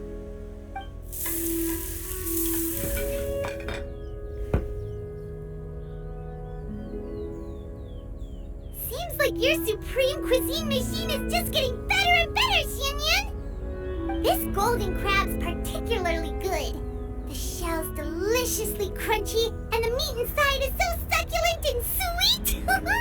Paimon can't stop eating! It's a good thing Gaming isn't here, or Paimon would have to duel him for the food. You know, with chopsticks. He traveled all this way on account of the kite-making workshop, and he spent the whole afternoon looking after Shuyu. One was hoping to treat him to a meal. Oh well, one will just have to extend one's thanks in person. It's rare for someone to make such a good impression on you, Cloud Retainer. One has high standards. He appears to be a young man of much merit, and one is not the type who would see such potential squandered.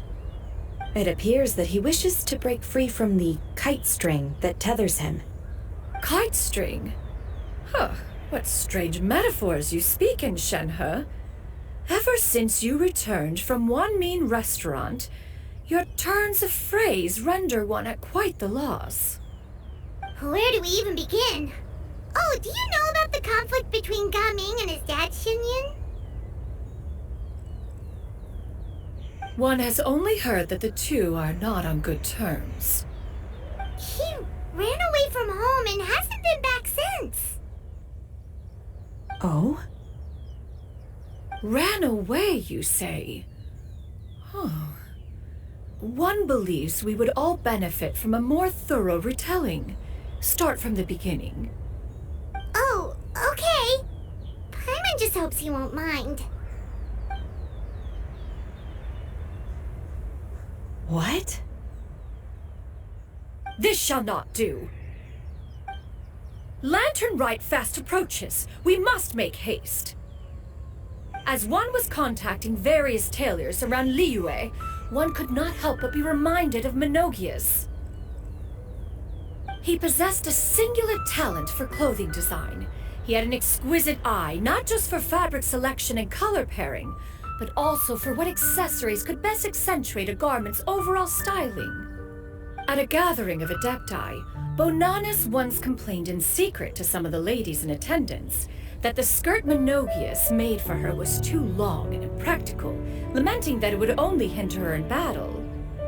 However, when one asked Menogias his opinion, he remarked that the train of the skirt would serve to enhance her adeptal countenance by exemplifying a certain elegance. Menogias was that type of person. When it came to topics relating to garments and accessories, not even Rex Lapis could best his stubbornness. And later... one seems to have strayed off topic. One means to say that Lantern Rite should be a day of reunion. It is a time to address problems before they turn into regrets. Fate is fickle. The cruel reality of this world is that suffering and misfortune can befall any of us without design or reason. If there is a chance for young people to remain insulated from this reality, one should do one's utmost to make it so. That's nice and all, but... Do you have any ideas, Cloud Retainer? Perhaps adeptal arts could be of use. No. Mechanics, perhaps. One fails to see its use in a situation such as this. Is there anything I can do to help? Combining our efforts is a fine idea indeed. Aha! One has an idea! How about this? Does that make sense to everyone? Yep. Oh, Paimon really hopes this works. One's designs never fail. Now then, I counsel rest for all, and to make the necessary preparations. One shall see you in 2 days.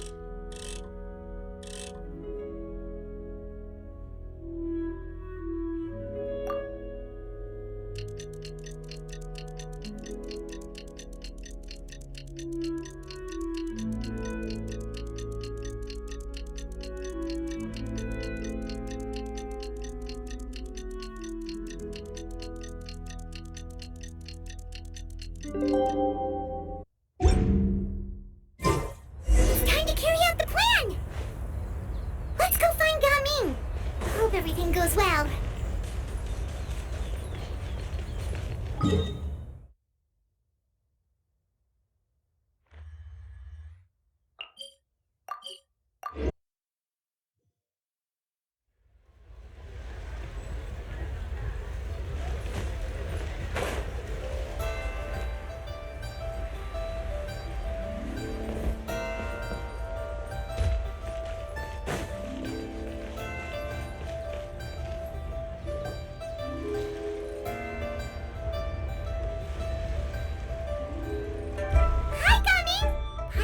You've certainly gotten an early start this morning. Playing games already, are we? Who won this time?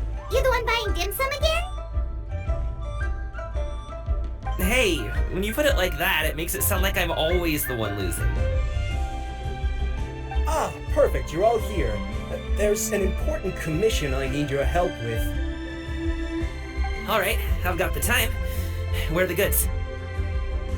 Well, it's not just goods this time. I need you to escort a tea merchant and their wares from Chaoying Village to Liyue Harbor. A very important client has requested to meet with him. Sure. What's this merchant's address? Here.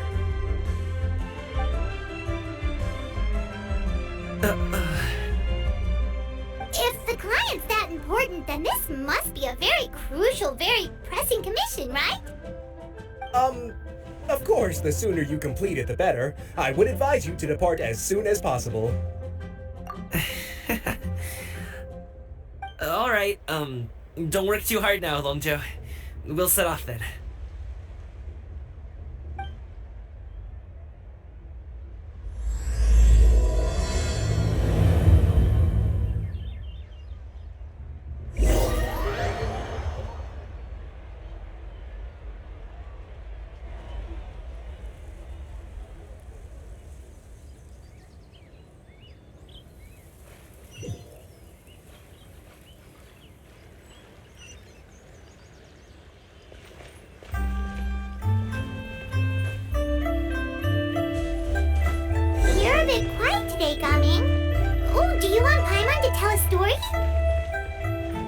We're almost there. I'll take a rain check on that.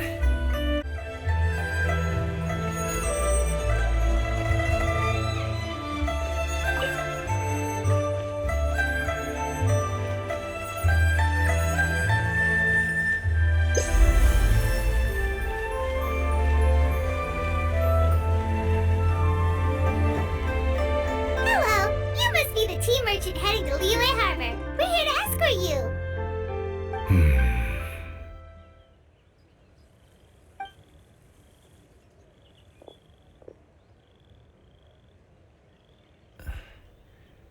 Dad?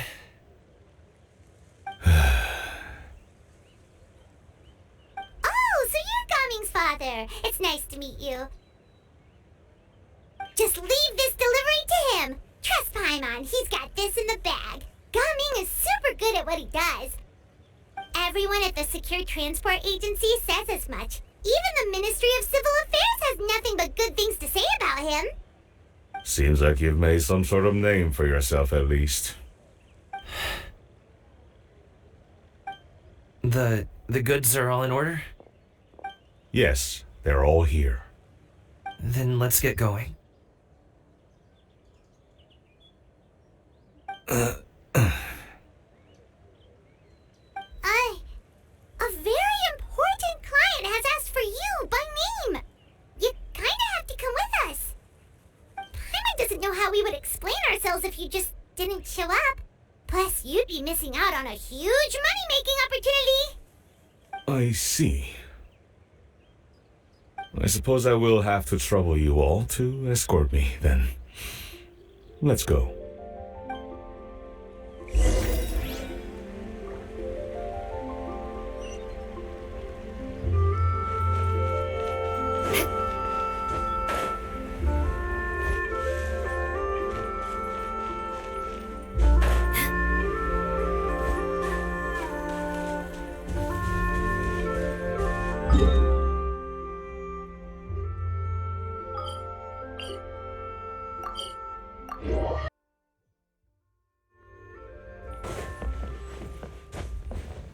Time to scout. We've been walking for so long. Is anyone tired? How about we stop and rest for a bit? I'm fine. Gaming, don't you usually have some delicious snacks on you? Come on, bring them out so we can share them. I'm fine. Thank you. But the winter melon cake he gave us last time was so delicious. Have you ever tried it before, Mr. Ip?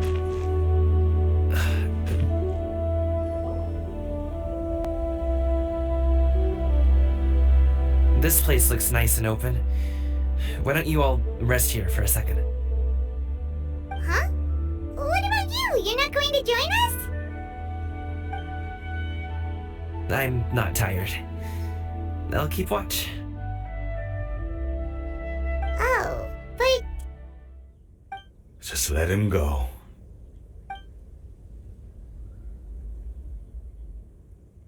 Okay, we'll just share amongst ourselves then. Did you know, Uncle Ip, that the flavor of these cakes changes depending on... Halt! Who goes there? It appears that one's movements were overly conspicuous. Enough of your musings. Focus. Focus on the matter at hand. Present your exquisite ornaments at once. Indeed. Bring them forth readily and without protest. Ah! What do we do? It seems as if these two are acting alone. It won't be difficult to subdue them, but they might have something else waiting in store for Dad. The best way to keep him safe is... Leave this to me. I'll handle them. Traveler, Paimon, take my dad and the goods away from here. No, Gaming. It's too dangerous. This is what I do.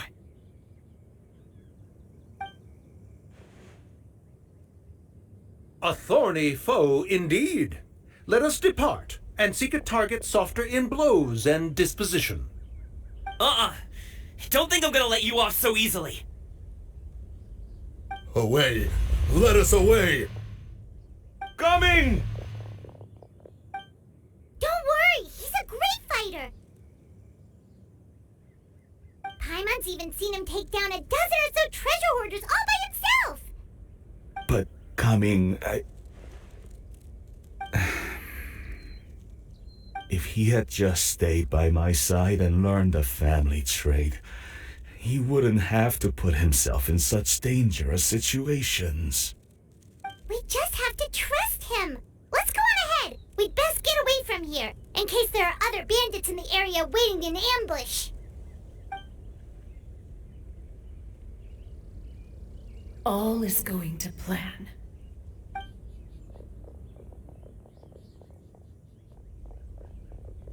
Okay, we should be good to stop here. Youngly? Oh no, what is he doing here? Good sir, please listen to me. Reel in your line and leave this place as quickly as you can. There are bandits in the area.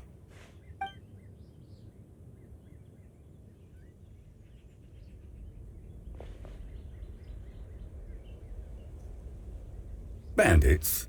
Acting in broad daylight?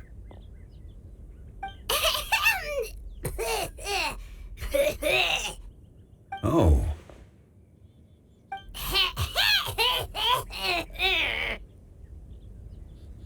Ah, I see.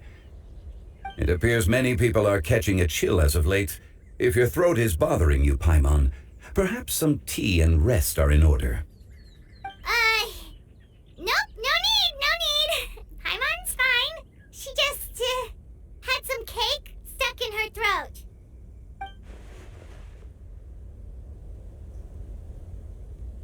If there are indeed bandits in the area, then we should inform the Millelith at once. Oh? Well, if that's the case. Such matters are best left to those with the necessary expertise, wouldn't you agree? I suppose you're right. If ordinary people like us got involved, we would only cause more trouble. Since we find ourselves otherwise unoccupied in this beautiful area, why don't we find a quiet place to relax while we wait for good news? That would be lovely.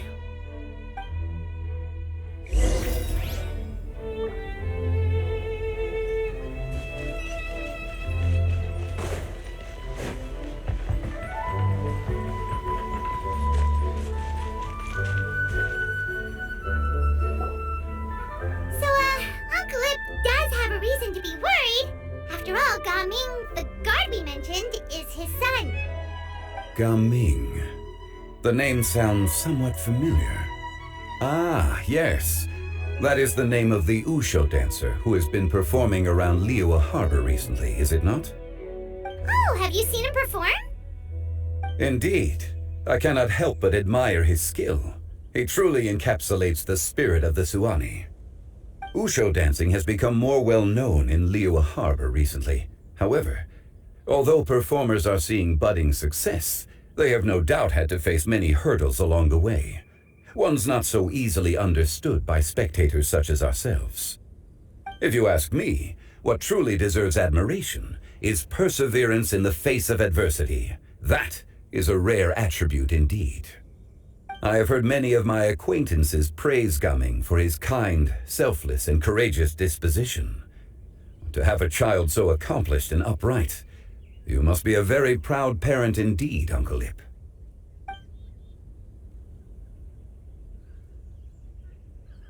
Seems like Zhongli has decided to skip the formalities. Well, he's a hard worker. Yes. You should be sure to tell him you think that when he gets back. Your son is young yet. It's normal for someone his age to be a bit hot-headed. It's understandable to find talking about such things in person difficult. If there's a particular sentiment you wish to convey, perhaps we could pass it along for you. No. It wouldn't be right to ask that of you. This thing between us has festered for many years now. In truth, there are some things that simply aren't easy for us to talk through. I've been in the tea business for most of my life, and I always hoped my child would do the same. Otherwise, how would he support himself? Over the past few years, I heard how well he was doing for himself as a guard. How his work was taking him to farther and farther off places. I also heard that he never gave up on wushu dancing. It made me happy. But I was also worried. When you're young, you can handle all that physically taxing work and manual labor. What young person isn't capable of making a living that way? My concern is what happens when you get old. Every time I get to thinking like that, I cannot help but be reinforced in the belief that I was right. That I was right not to give in. I often regret introducing him to wushu dancing as a kid. If I had known how things would turn out, I would have never taken him to see those performances in the first place. It is only natural for a parent to strive to send their child down the right path. No one would begrudge you that sentiment, Uncle Ip. You need not worry. You seem quite young, Mr. Zhongli. Yet you speak with such wisdom. Perhaps I have misjudged your age. Your words are too kind. Truth be told, one of my old friends has several grown daughters. Rather than fretting about their future, however, she prefers to let them find their own way. Then she's more easygoing than I could ever be. I fear I lack such an open mind. I meant to say earlier, there is no need to be so polite. Feel free to call me by my name, Ipdak. Sure. So, do you also think I fret too much, Mr. Zhongli? That's not exactly what I was hoping to convey. Only a fool would ask a parent not to worry about their child. But think of it this way. Raising a child is not unlike flying a kite. Hold the string too tight, and it can no longer soar. As my friend once said, if your children are aiming for the stars, clipping their wings will only cause them to come crashing down. You need to let out the line for a kite to soar. It seems I was too stuck in my ways. You need not reproach your heart for caring. You simply need to loosen your hold a little. Indeed, with such a big heart, why not allocate the time you usually spend worrying about Gaming to the pursuit of other things, like going for a stroll, drinking tea, or taking in the scenery? You never know what surprises could be in store. Things can change in the blink of an eye. The blink of an eye, you say? Do things change so quickly? Children grow up in quite the same way, do they not? Day after day, year after year, sometimes in the blink of an eye, but always when you least expect it. As a father, I'm sure you know that best. Yes, you can say that again. 1 second, Gaming was a kid. The next thing I knew, he was ready to fly the nest. Zhongli certainly has a way with words.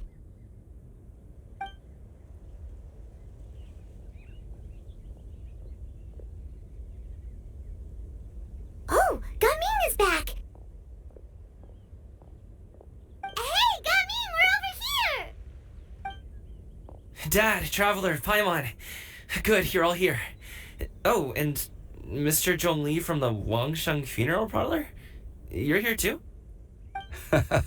A fated meeting indeed. We were just enjoying some pleasant conversation.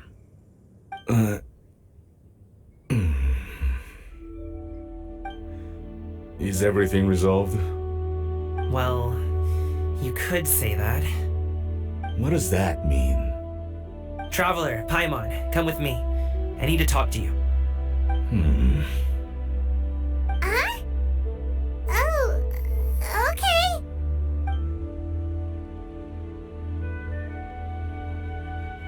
I'll come right out and say it. Those two bandits, you sent them, didn't you?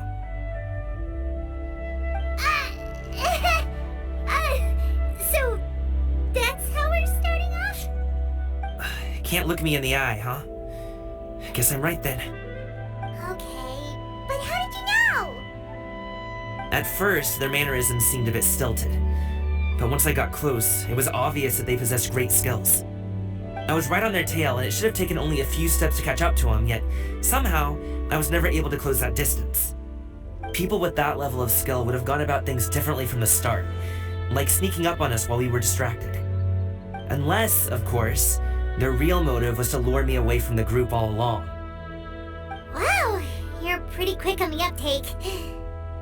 I just have a lot of experience. I've dealt with many a ruthless bandit in my time, but I've never seen ones like them. In the end, I told them they would make good guards if they ever wanted to get back on the straight and narrow, and that they could hang out with me in Liyue Harbor anytime. You ever consider you might be a little too good at making friends? I'm guessing you guys were trying to help resolve things between my dad and me?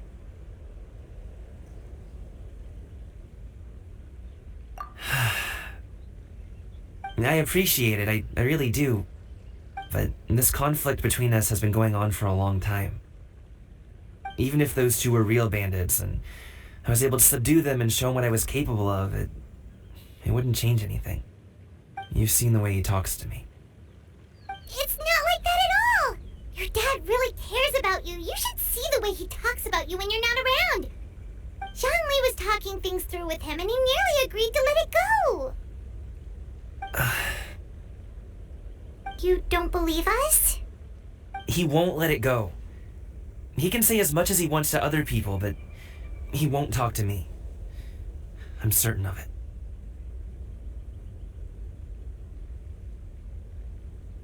You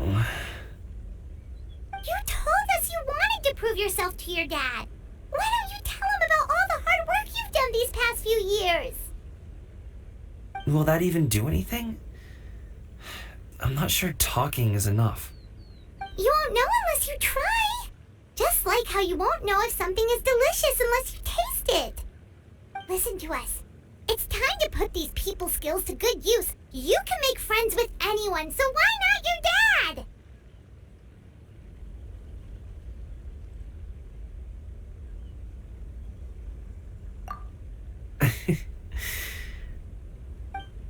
I'll do my best. You are very knowledgeable, Mr. Zhongli. I'm impressed. Despite my being in the tea industry for several decades, it seems I still have much to learn about the art of tea tasting. You flatter me. It was nothing but a few humble musings. How much tea have you drank since we've been gone? Ipdak and I have found many a common interest. Our friendship, much like a cup of tea, seems to grow stronger the longer it has to steep. Well said, Mr. Zhongli. Gaming, Mr. Zhongli is very knowledgeable. You should take the opportunity to learn from people like him when you're in the city. Huh? Oh, of course. Zhongli? I have very much enjoyed our conversation, Ipdak, but I, unfortunately, have some unfinished funeral parlor business to attend to. Oh, I hope I didn't keep you. My apologies for taking up so much of your time, Mr. Zhongli. No need to stay on my account. When you're less busy, let's find a time to meet. I'll treat you to dim sum. It would be an honor. We'll see you off, Zhongli.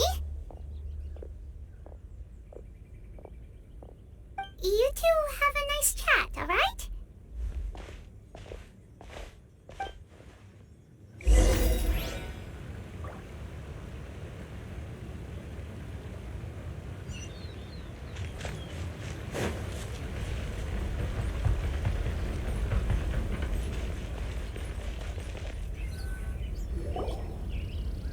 Thanks for helping us talk things through with Uncle Ip. Good thing you were able to pick up on what we were putting down. I have been around the both of you for some time now. You could say I have a certain level of expertise in that regard. As for my role in the conversation, think nothing of it. I hardly did anything noteworthy. You never change, do you? Why did you have us walk all this way? Paimon thought we just had to go far enough to be out of earshot. A friend approaches. Hello. So, you're here too? I've been here the whole time?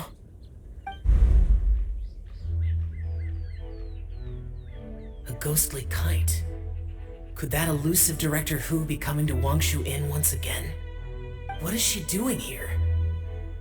I suppose it matters not. Given her relationship with Rex, well, Zhongli, I might as well go pay my respects.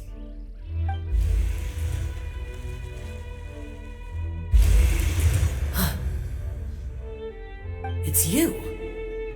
I thought you were Director Who. Ah, your arrival is most fortuitous. Do you want to try out this new gadget? The addition of the power source makes the takeoff more stable. It's just that...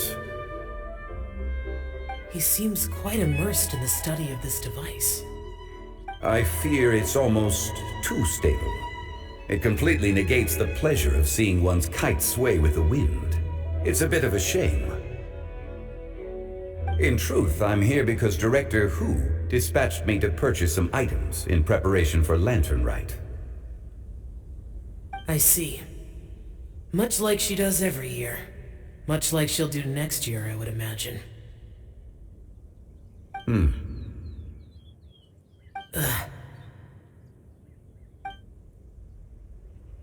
Am I wrong? Or has she once again sent you out to buy, what is it, sesame oil or something? While we're on the subject, I do wonder why she is so obsessed with using sesame oil in the preparation of mixed vegetable dishes for Lantern Rite. A recommendation from Xiangling, perhaps. What do you think, Xiao? I've only met Director Who a few times. I'm hardly the best person to ask. Ah, and is that not a sign that you should visit Wangsheng Funeral Parlor more often? It wouldn't hurt to grace the parlor with your presence now and again, when you are otherwise unoccupied. This one here is a traditional kite, one without any equipped mechanical device. Director Hu tasked me with studying the differences between the two to determine which one is of greater merit. Many hands make light work. Perhaps you could test out the other kite for me? All right. I have made my comparisons. If speed is what you're after, the mechanical kite is the better choice. Wonderful. I shall pass that information along to Director Hu. I'll leave these two kites with you.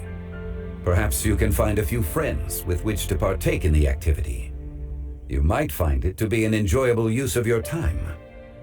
Oh, wait. Who enjoys kite flying? Well, I would imagine someone of your talent and wisdom is more than capable of finding out. So, you were testing out the kites for Hu Tao and even roped Xiao into doing it for you? Paimon didn't ask earlier because the situation was awkward. I would hardly say I roped Xiao into anything. I simply sought the help of a friend. Besides, we did the testing together. Seems like our pool of competitors is growing.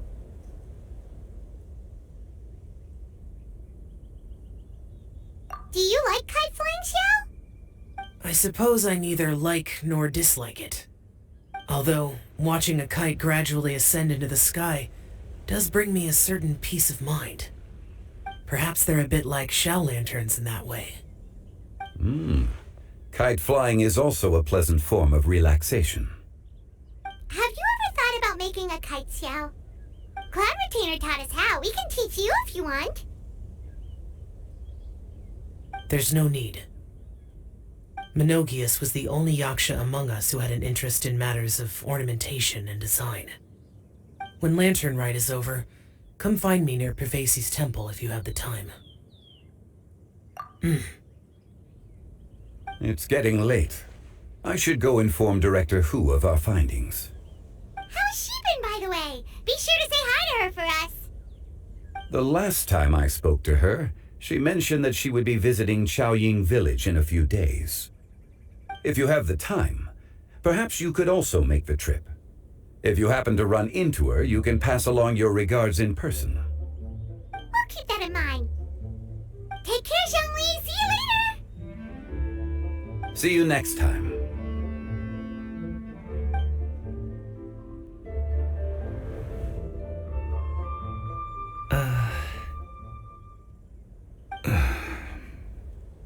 Coming. You can go first. I don't have anything to say. Then I'll go. I still don't want to leave Liyue Harbor. Oh. I can't say I support that decision, but... Hey, let me finish before you get all worked up. Sit, Shenhe, sit. You must be tired from your journey. Shall I pour you a cup of tea, or would you prefer something else to drink? No need. I'm not tired. They're gone, Master. Perfect. The time is nigh for us to make an appearance. Do you remember the plan one recounted to you? Yes, Master. We aim to give them a demonstration of familial love. So I'll have whatever you are having. All right. What are Auntie Xianyun and Shenhe doing here? Just how many people are involved in this scheme? I suppose all I can do is just take a seat and see what happens. Perfect. I just so happen to have bought some Sanglo tea recently. It's quite the delectable variety. Or it would be if one has not been forced to drink it every day in the hopes of whittling down one's considerable stash. One has more than had one's fill already. Oh, forget it. Such thoughts detract from the present need to keep up the conversation. Has work been busy during the holiday season? Do you need my help with anything? Drunk guests can sometimes cause trouble, but I deal with them as you taught me. by pinning their heads against the table. Are Auntie Xianyun and Shenhe serious right now?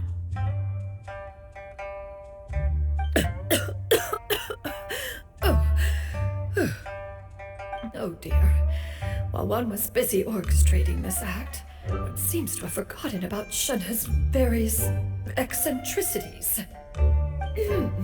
What I meant to ask was, have you made any new friends? We live so far from each other. It would be a great comfort to me to know you were surrounded by good companions. You already know of my past circumstances. Recently, I've been conversing with Guoba in the kitchen at night. Guoba can't talk, but his companionship is a comfort. The poor child. Her one friend can't even talk. I guess maybe Gaming is not doing so bad after all. Perhaps I've been too hard on him. Let's move on, shall we? Do you have any plans for today, Shenhe? How about we do something fun? That sounds about right. Take her to do something fun, and perhaps she'll loosen up a bit. Like we used to do when we would carry stones up and down the mountain from dawn until dusk, picking herbs to eat for dinner along the way? If that is what you ask of me, then that is what I shall do. Dad, here, have some tea. Or no, wait, let's not have any just yet. Yeah. I simply can't listen to that any longer. Coming. I'd like to finish what I was trying to say before. I don't support your decision to stay in Liyue Harbor, because living there is too hard on you. If you come home, there will be people to help you. I'm not saying we have to live under the same roof. I know our personalities are too similar to avoid butting heads. But you'll have your entire family around you. Your aunts, uncles, they'll all do whatever they can to help. You could get a less taxing job, and we could grab dim sum together from time to time. Huh. I didn't know dim sum was such an important affair, Master. Shh. Just think about it, okay? You don't have to decide now. Dad really has changed a lot. He would never have said these things to me before. But thank you, Dad.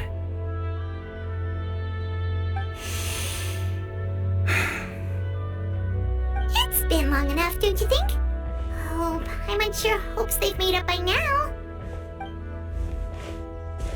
Oh, they're drinking tea in silence. That's not a good sign. Did Xianyun's plan not work after all? Hey, you two! Paimon's sorry we were gone for so long. We got to chatting with some friends and didn't realize how much time had passed. Perfect timing, actually. We seem to be just about done here. Yep, let's go. I'll get the bags.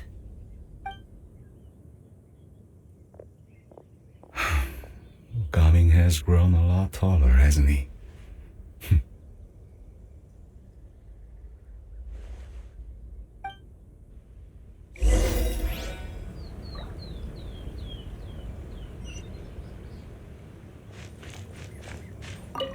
Master, did I say something wrong earlier?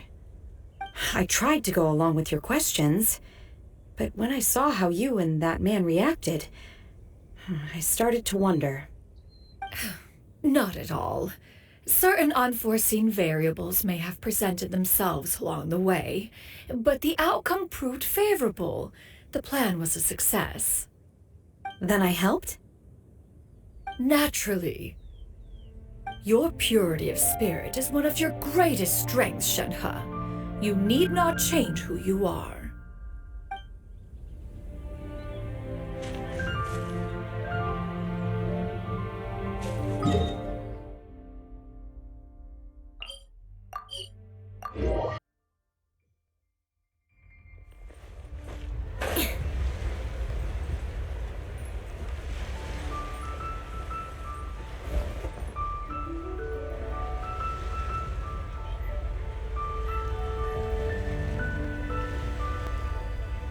You must be Mr. Ip! Thank you for coming all this way. My name is Charlotte, and I'm a reporter from Fontaine. You can find me writing for the Steambird. I invited you here not just to purchase your fine tea, but also with the hope that you might be willing to sit down for a short interview. What do you say? An interview? To advertise my teas? I suppose you could think of it that way. We Fontainians are big tea drinkers too. The Fontaine Market. Then I'll need some time to adequately prepare. Perhaps we could sit down and discuss the questions you intend to ask in advance. Of course, of course! Please follow me.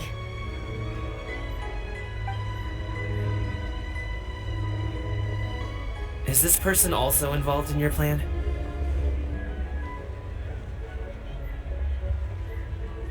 And here I thought I had lots of connections. I suppose I've been humbled. You sure know all kinds of cool and important people. Over here! Yoo-hoo! Over here! Huh? What? Auntie Shenyun? She probably wants to talk about the next phase of the plan. Let's go while your dad is still distracted.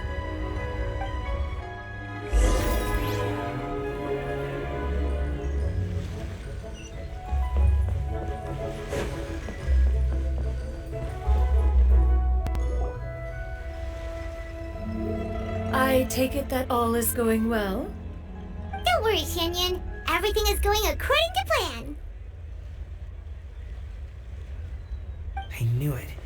I knew that was all an act earlier. Auntie Shenyun is really something. She was so determined to help me. She didn't even care about making herself and Shanhe appear foolish in front of my family. She truly knows how to look out for others. I still have a lot to learn. As for the next step... Oh no! What's wrong, Gaming? Don't tell me you're the ones footing the bill for all that tea. I can't let you do that. Fret not. Reimbursements will be made. Exactly. Think of it more as an investment, as Ningguang would say. We pulled together the Mora so that Charlotte could place the order. She's gonna bring it back to the Steambird as a gift, as well as a sample of the regional specialty. Fontainians will probably fall in love with your dad's tea as soon as they lay their eyes on Charlotte's article. And once all the money from the new orders begin to roll in, getting our Mora back will be a piece of cake. Oh, okay. Business-related matters always seem to go over my head, but I refuse to let you all lose more on my behalf. I'll pay you back right now. We can talk about such matters at a later date. There are more important matters for you to consider at the moment, are there not? Yes. I've been thinking about it the whole way here. I have an idea, but I'd hate to cause even more trouble for all of you. That is for us to decide. Yeah, we're all friends here. Plus, we wouldn't be here if we didn't want to help, right? Just tell us about this idea of yours. Okay. So, it's like this.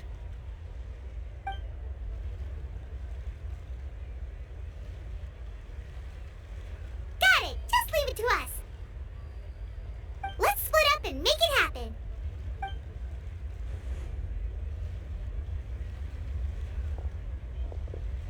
We need to do those things we talked about, but we also still have the kite flying competition. Since Xiao already tested out those kites for us, why don't we also go buy one of those mechanical thingamabobs or whatever they're called? We can attach it to our kite.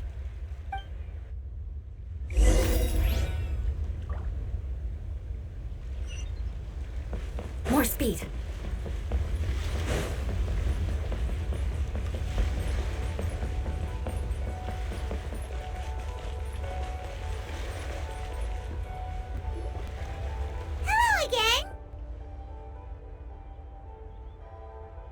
Welcome back! I see you returned from your trip.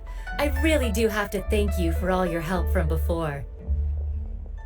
Thanks to you, my daughter was able to build a kite with her grandmother that very same day. She even wrote a long letter telling me how much she loved it. Oh, you should really be thanking Gaming, not us. I'll be sure to. And are you here to buy a kite? Please, take your pick. Oh, we already have a kite. We wanted to buy one of those, device thingies from Fontaine. Do you sell them separately? Ah, yes. Here you go. Please, take it, free of charge. The directions are in the box. It's not hard to install at all. It doesn't feel right for us to just take it. Well, nor would it feel right for me to take your Mora. Good luck in the kite flying competition. I'll be rooting for you. All right then, thank you.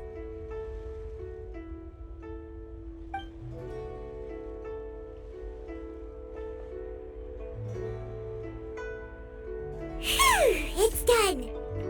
Let's get down to business.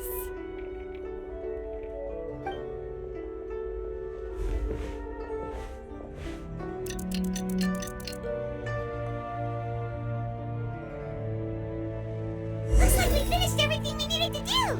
Let's find a good place and put this thing into the sky.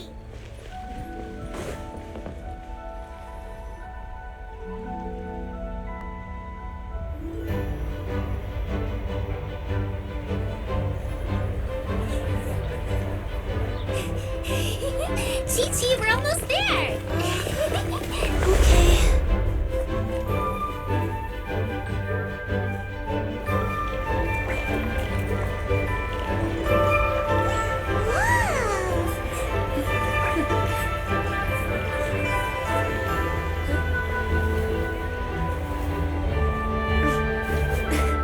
Come here, allow me.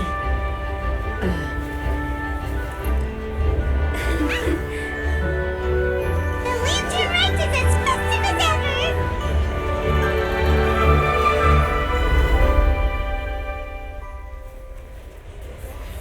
Huh? Oh, what's going on? Did something happen? What should we do? Oh, should we get the Millilith?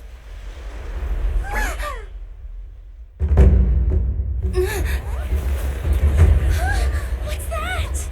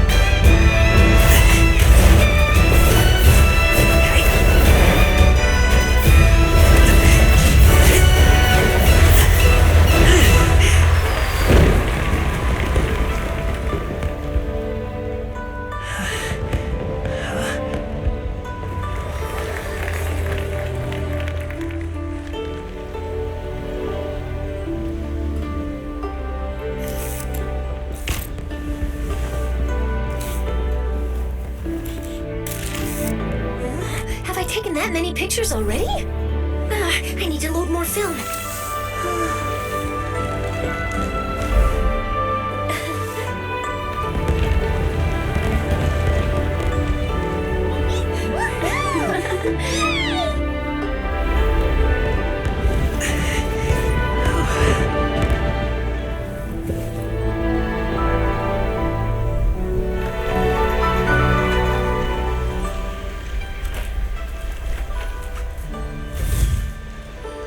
Wait, the wind.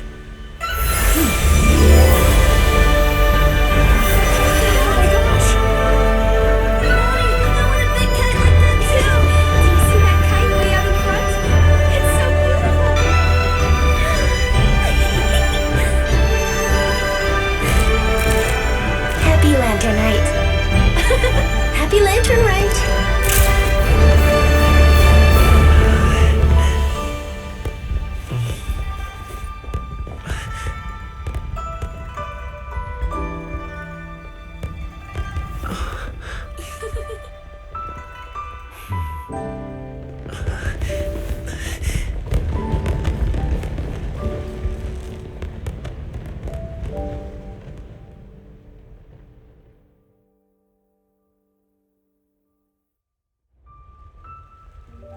Gaming's performance was so cool, Paimon almost wanted to join in. You saw that, right, Traveler? Let's go find him. Oh, he's over there, talking to his dad.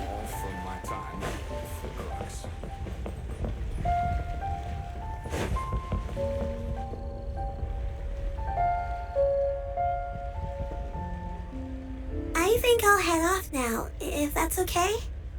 Thank you, little girl. Do you want us to walk you back? No need, no need. Master is waiting for me right over there.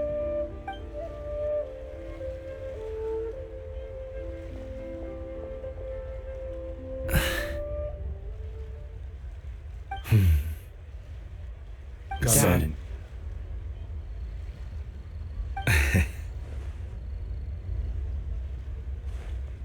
I suppose I'll go first this time. Okay. Your performance. I've seen many wushou dances in my time, but I've gotta admit, what you pulled off there was breathtaking. Wow. I never thought I'd live to hear you say that. You're serious about doing this professionally? Absolutely. I know it'll be difficult, but... Then it doesn't matter. What I mean to say is, of course it'll be difficult. But if that's your decision, if that's your dream, then it doesn't matter how difficult it is. As long as you put in the work, then any obstacle can be overcome in time. Really, when I was young, I also... Actually, how about we save that story of my past for another time? All I really want to say is, I've changed my mind. And much like this kite, you also deserve to soar to new heights. Dad. Son. Son? I haven't heard that in a while. I bet you're wondering what's gotten into me saying all this. Well, a little bit, yeah. Anyway, I know I've never found the chance to say this before, but... to me, Gaming, you've always been a great kid.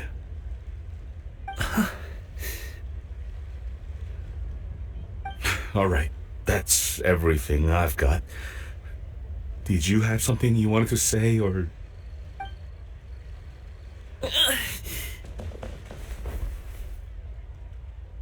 Seeing the two of them talk things through like this really gives Paimon a sense of accomplishment.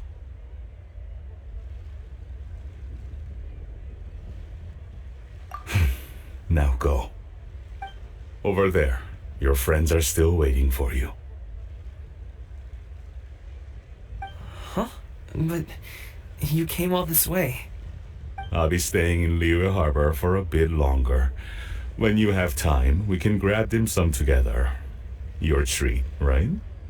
Dad, honestly. Go. Okay, then I'm off. See you soon.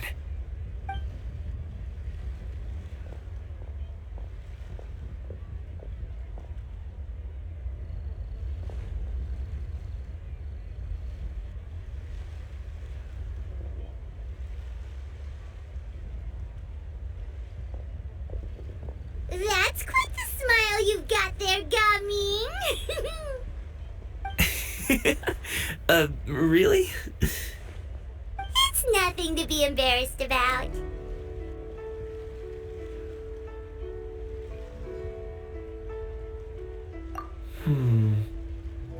I'd like to find and thank Auntie Shenyun, as well as everyone else who's helped me out.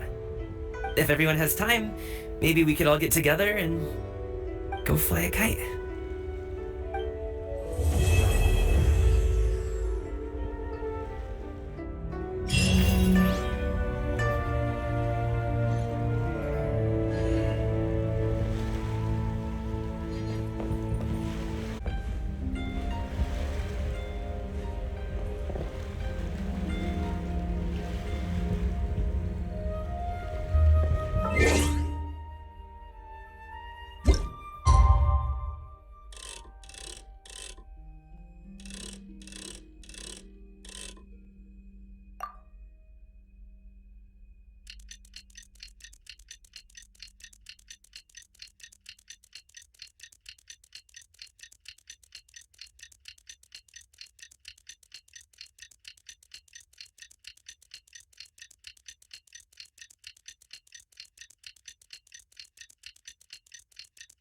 Oh,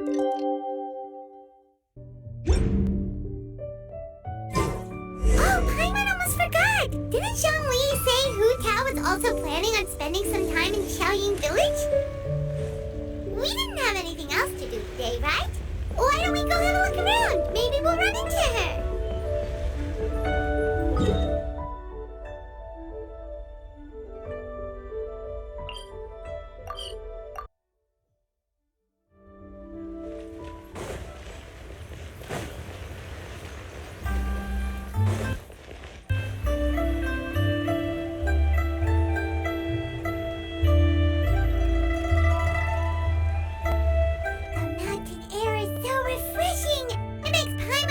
She could float around all day and never get tired.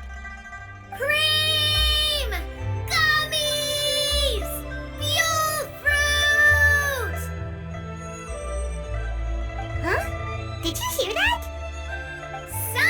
Sunshine! Blue skies! Good vibes! Right? So Paimon wasn't just hearing things. That voice sounds really familiar. Well, we've got the time. Why don't we go check it out?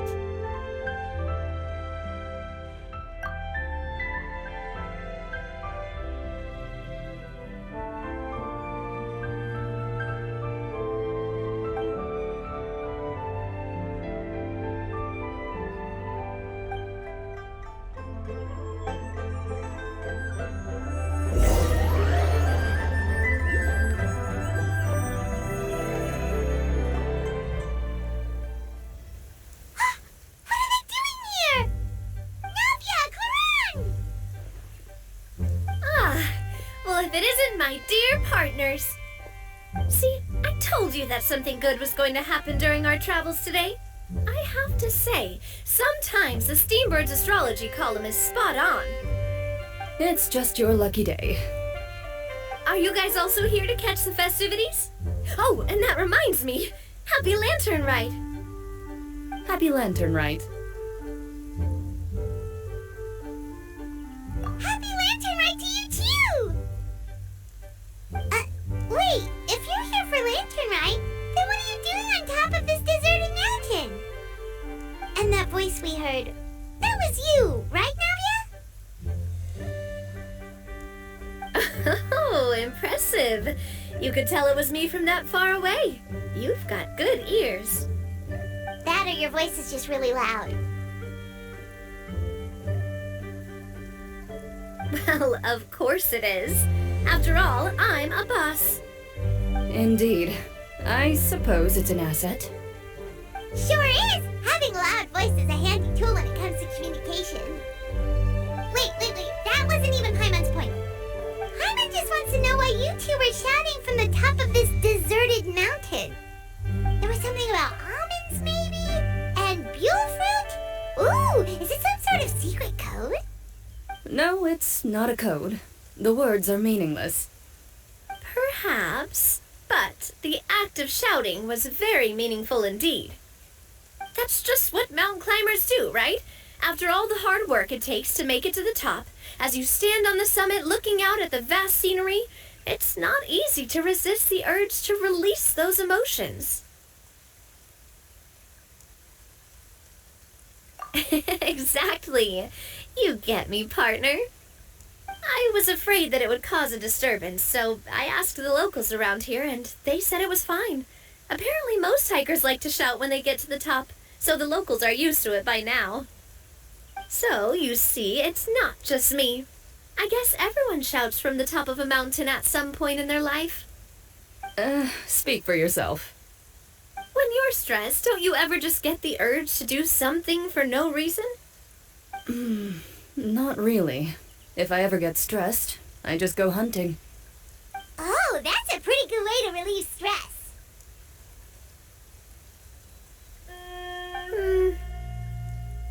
What I choose to hunt depends on my mood. Huh?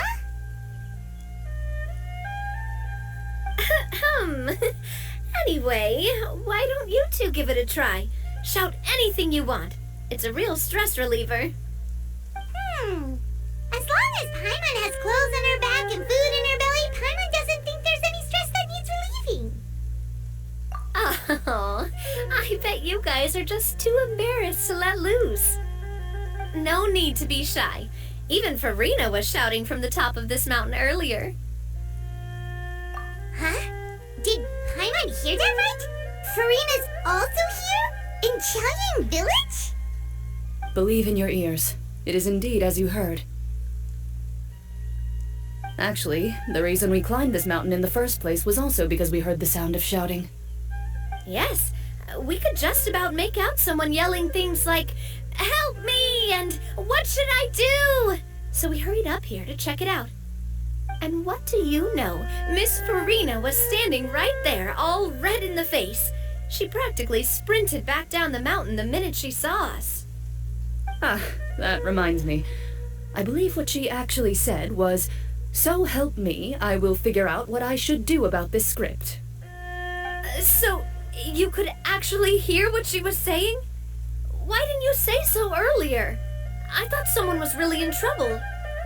I figured we would come check out the situation either way. Why not let her keep some privacy? Oh, seems like you caught Farina in the middle of some stress relief as well. She probably would have never thought... No, she definitely would have never thought she would run into anyone she knew all the way out here. I think so.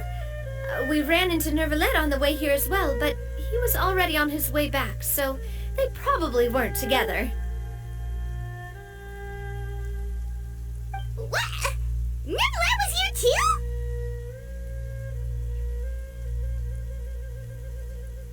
What was he doing here?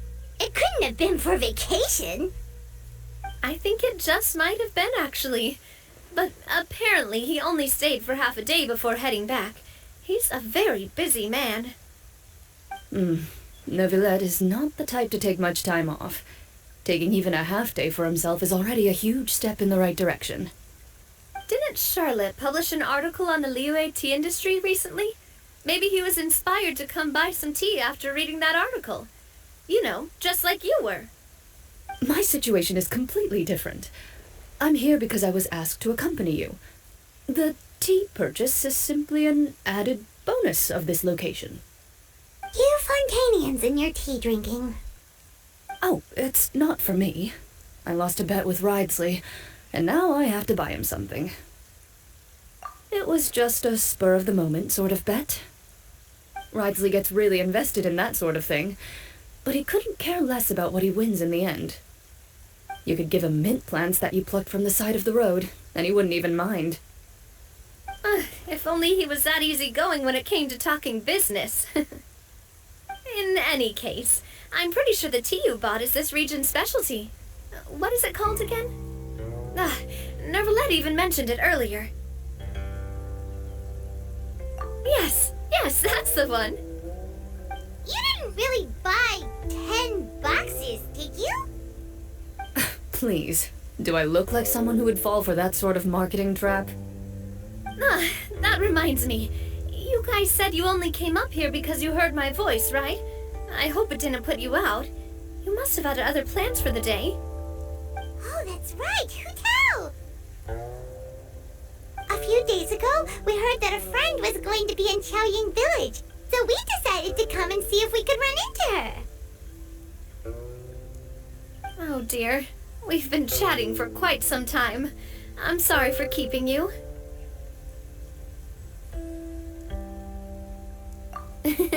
That's good. We should probably head out and look for Hu Tao. No need to stay on our account. We just got up here, so we're gonna stay around for a little longer. Go and meet your friend. We can meet up in Qiaoying village later. Sounds good. We're gonna head down the mountain then. See you later!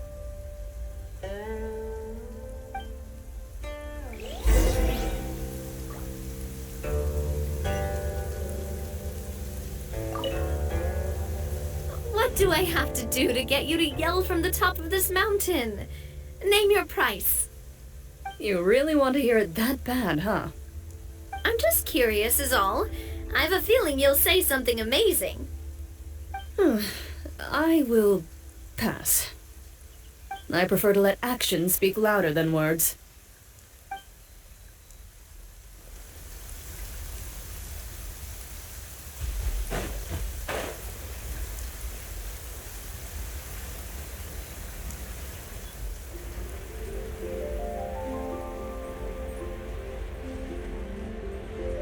Visibility is excellent. If we head to higher ground. Qiaoying village is known for its tea, but you know what else they have with tea? That's right, dim sum! Didn't Gaming say something about dim sum being eaten in the morning? Oh, Paimon wonders if we can still get some at this time of day. Oh, well that's fine too. Paimon doesn't care what kind of tea it is as long as it comes with some tasty snacks. Now let's see what kind of yummy things we can find around here. Paimon's not seeing things, is she? Is that Farina standing between Zhongli and Hu Tao? Wonder what they're talking about. Zhongli knows a lot of stuff. Maybe he's telling Farina about Qiaoying village. Oh, or maybe Hu Tao is trying to rope Farina into being one of her clients. Hey, this isn't the Fortress of Meropide.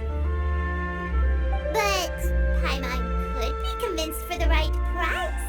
Let's say loser buys the winner 3 huge bowls of seafood kanji.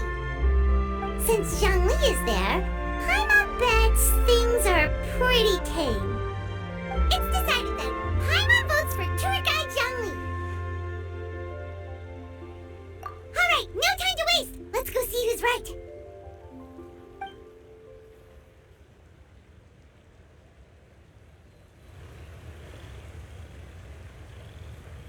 Good afternoon, Hu Tao, Zhongli, and Farina! Oh, great. Now Paimon's shouting too. Oh, well, aren't you a sight for sore eyes? Seems like our luck just keeps on growing. That we were able to meet you both without prior arrangement must mean that this is quite the serendipitous meeting indeed. Huh? Oh, so both of you are acquainted with the traveler in Paimon then?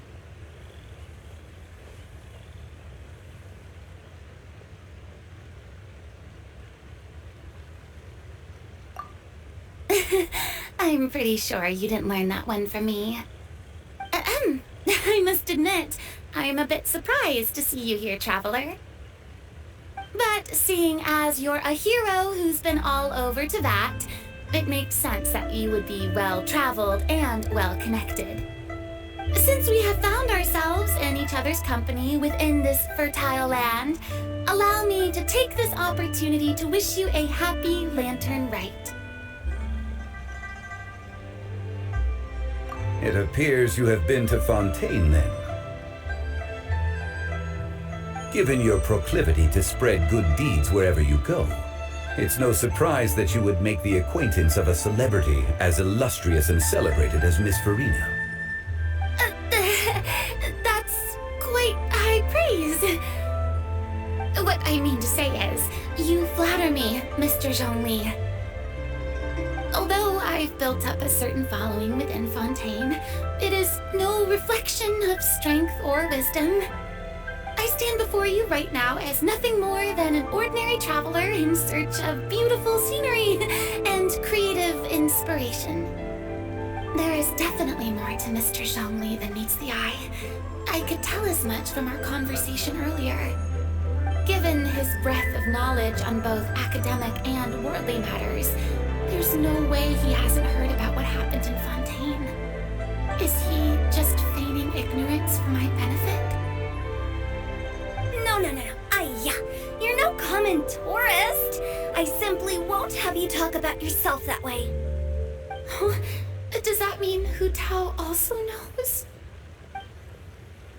You may not have heard, friends, but... Miss Hu Tao. Miss Farina is now one of my esteemed clients. Yup.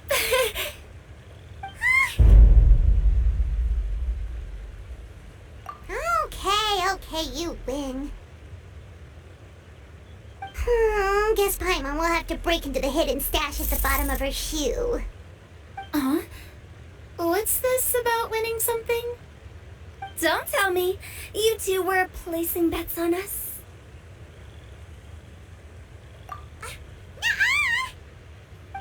We just saw you guys standing on the side of the road and couldn't help but take guesses as to what you were talking about.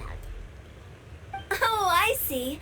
That means you, my friend, must have guessed that I was trying to promote my business to Miss Farina. That I do, my friend. What was Paimon's guess then? Paimon thought Zhongli was showing the newbie around. By newbie, you mean me, right? If that's the case, then Paimon's guess was also correct. Oh, that's right. Mr. Zhongli was telling me about some great sightseeing spots in the area. Ha! You see? Paimon was right too. Since both of our guesses were right, there can't be a winner or a loser.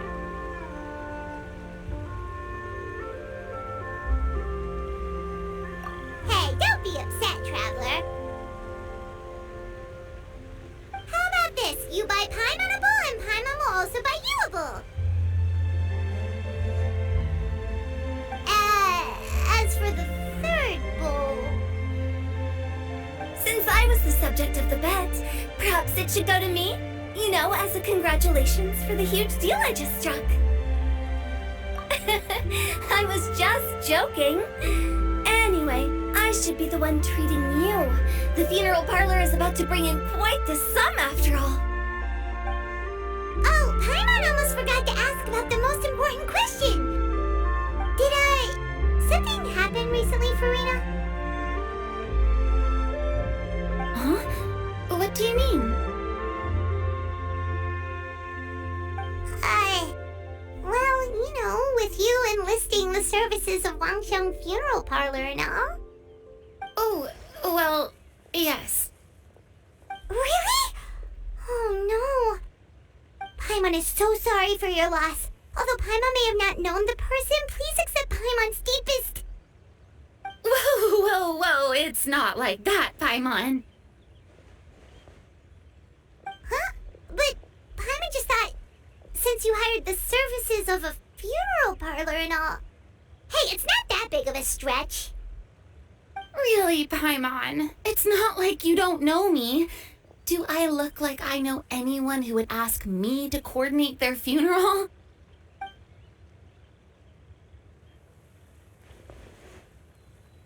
Miss Hu Tao is simply helping prepare some props for my film. Not too long ago, I read a collection of horror stories from Liyue. The content was spectacular. In fact, I still feel the need to sleep with the light on even now. Anyway, that's not the point. Now that Fontaine's biggest star has returned to the stage, I figured it's about time the industry enjoyed a breath of fresh air. Hey, that's pretty good. I'll have to remember that for my ad posters. Oh, Paimon sees. That makes a lot of sense. So, did you come to Liyue just to enlist the services of Longsheng Funeral Parlor? Well, not exactly. My original plan was to just relax and enjoy the sights. But then I ran into Miss Hu Tao and Mr. Zhongli, and well, you know the rest. I suppose it was meant to be. It was a fated meeting indeed. Zhongli sure loves his lofty turns of phrase. But if you ask me, it's all thanks to that man who stopped to ask for directions. Oh? Who was it? It's someone you know. Wanna take a guess? What? How did you guess that on your first try? Very impressive, my friend. Your guessing game is spot on today.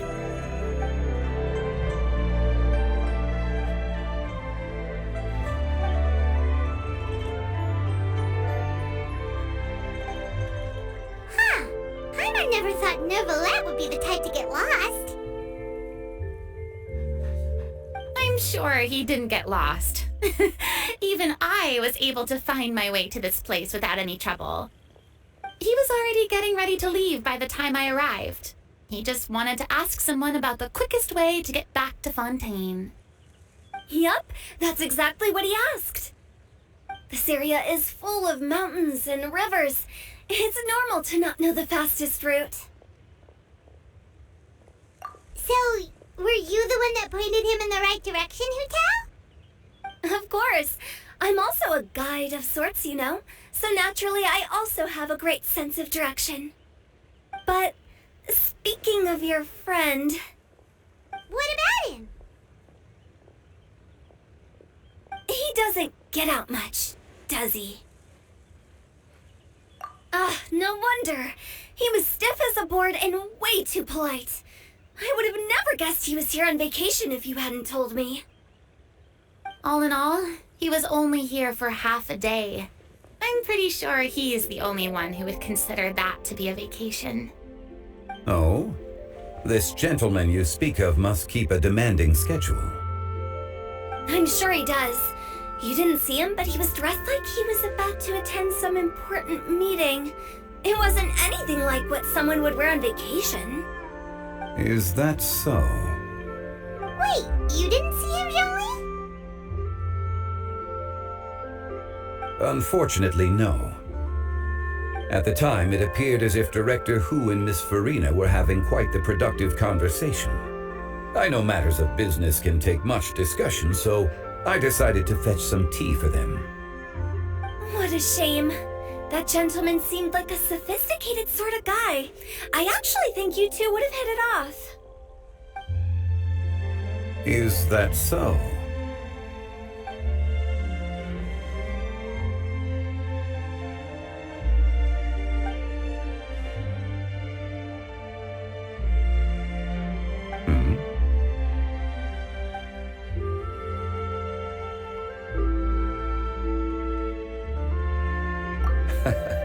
To borrow Miss Farina's turn of phrase, perhaps it just wasn't meant to be. Well, with the traveler around, I'm sure you'll have a chance to get to know each other at some point. That's right. She's got more friends than she knows what to do with. Well, that's certainly true. Oh, that reminds me. If you get the chance, you should try and talk to Neuvillette into loosening up a bit. Just tell him the Palais Mermonia isn't going to fall apart if he disappears for a few days. He shouldn't keep himself cooped up all the time. Even clams open their shells to let in fresh water every once in a while, right? If he's really that much of a stickler for protocol, he can fill out a leave of absence request. He'd have to approve it himself since he handles that sort of thing now, but you know what I mean. Seems like this gentleman is also in charge of something pretty important.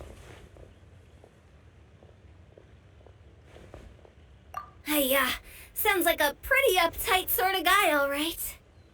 In my experience, a leader needs to be able to roll with the punches. That also includes knowing when and what to prioritize. It seems like your friend still has a lot of growing to do.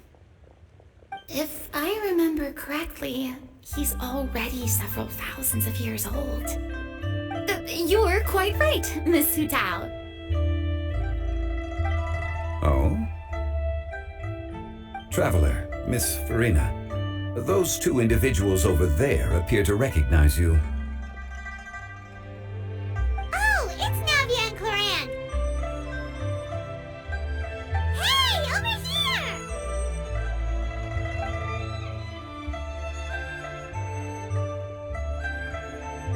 We saw you all chatting over here, and we're wondering if we could join in. Please, excuse the interruption. Oh, so polite. No apologies necessary.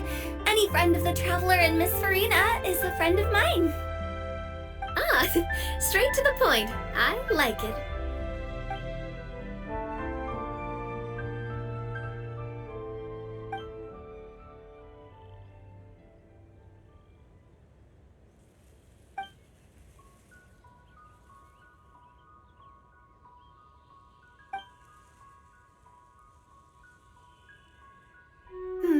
It's getting late. If we want to catch a boat back before dark, we should probably get going. Indeed. Then, Miss Farina. Oh, yes? When are you planning to head back? Do you need us to escort you? Oh, I don't think that will be necessary. I mean, you're not my subordinate anymore. You don't need to look after me. I didn't mean it that way.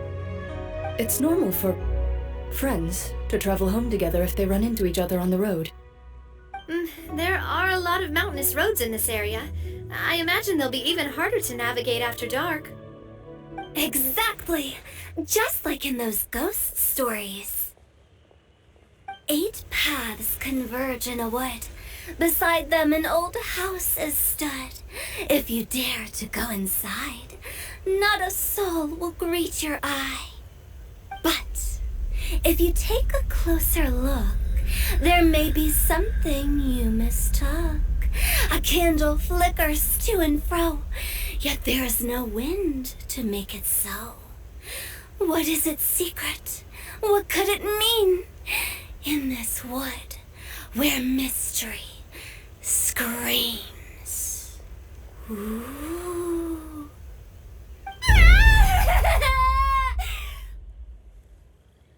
My dear demoiselles, ladies, no, I mean friends, please take me with you. Of course. Gotta say, Farina, you are really quite the character. By the way, did I hear you mention that Clorand used to work under you? Then you must have also been a leader at some point. Well, that's, all in the past now. Besides, being a leader is hard. It wasn't the right job for me. I prefer how things are now. I can come and go as I please, and get to enjoy the sweet taste of freedom. I see. Well, you've certainly picked an apt place to relax. Xiaoying Village is an exemplary choice. Only the best. And I've learned a lot, too. Thank you so much, Miss Hu Tao and Mr. Zhongli. It's fine. You thanked us more than enough already. The next time you're in this neck of the woods, I'll treat you to some dim sum in the city. Dim sum? Is that some kind of Liyue term for snacks or desserts? They are a part of it. It's basically a table full of as much tea, sweets, and good company as you can manage. Oh, so it's basically a tea party! Sounds great! Make sure to order the winter melon cake and the lotus flower crisp. They're so sweet and delicious. Paimon knows you'll love them. Ooh, okay. I'll be looking forward to it then. Wait, but didn't you guys say you were here on vacation? How come you're all going home empty-handed? Of course I am. I bought tons of fun things to bring home with me. A kite, a parasol, a little tin frog that jumps. Oh, and a stuffed toy of a mythical beast. Chlorand is the one who didn't buy anything for herself. So all you're bringing back with you is that tea? And some tea-flavored hard candies. They're for Sigewin. Chlorand isn't much of a shopaholic. Well, one of us has to practice restraint. Hey, I'm hardly reckless with my Mora. I'll have you know, all the purchases I made today were well within my budget. Me? Oh, well, I bought some tea, of course. I just had to try all the varieties recommended in the Steambird. Other than that, just some bits and bobs, you know. A little bit of this, little bit of that. They should all be things I can use, I think. Now Paimon's even more confused. If you bought that much stuff, where did it all go? Into one of Linny's magic packets? Oh, actually... Monsieur Neuvillette took them with him. Oh, so that's what happened. Wait, what? Why did he take them? He's not hoarding treasure, is he? That's quite the imagination you've got there, Paimon. Monsieur Neuvillette just saw the amount of bags we had and offered to take them back for us. I felt a bit bad at first, but, I really did have a lot of stuff. He even offered to deliver my gifts to the fortress of Maripede for me once he's done with the day's work. Neuvillette is a man of his word. If he says he can do something, then he means it. See, even Chlorand was happy to take him up on his offer. If even his trusty subordinate agreed, then who was I to refuse? Wow, he seems like a real gentleman. Maybe he's not as uptight as I thought. If only the funeral parlor had an employee as thoughtful, proactive, and responsible as him. Right, Zhongli? Indeed. Chlorand said Neuvillette offered to deliver her gifts to Risley. So if we go to the entrance of the Fortress of Maripede, maybe we'll run into Neuvillette. But we don't know exactly when he'll show up. Oh, that reminds me. A new year of work is about to begin.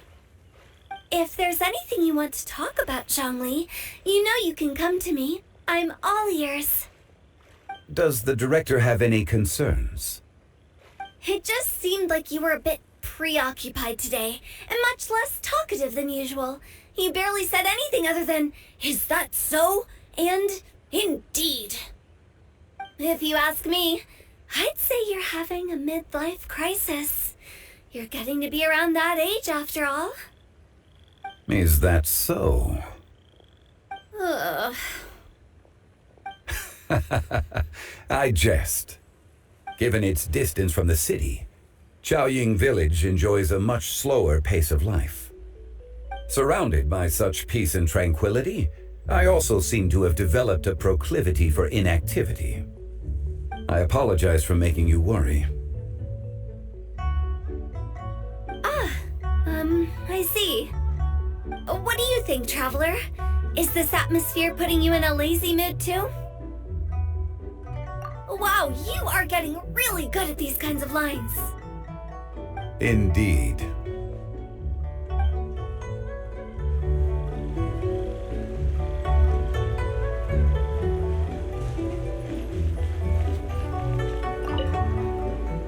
Well, everyone, make sure that you've got all your belongings with you before we leave. If there's any souvenirs anyone still wants to buy, the time is now. Reliable as ever, Miss President. What is that supposed to mean? Gloriand is right, though. You really are reliable. It's not what she's saying, it's the way she's saying it. I will say, but I never thought you'd be so easygoing outside of work, Gloriand. The tone of voice you use when you're working doesn't exactly make you seem like the type who enjoys interacting with people. Well, I try to keep my professional and private life separate. That includes my behavior. You take care now, traveler. Paimon.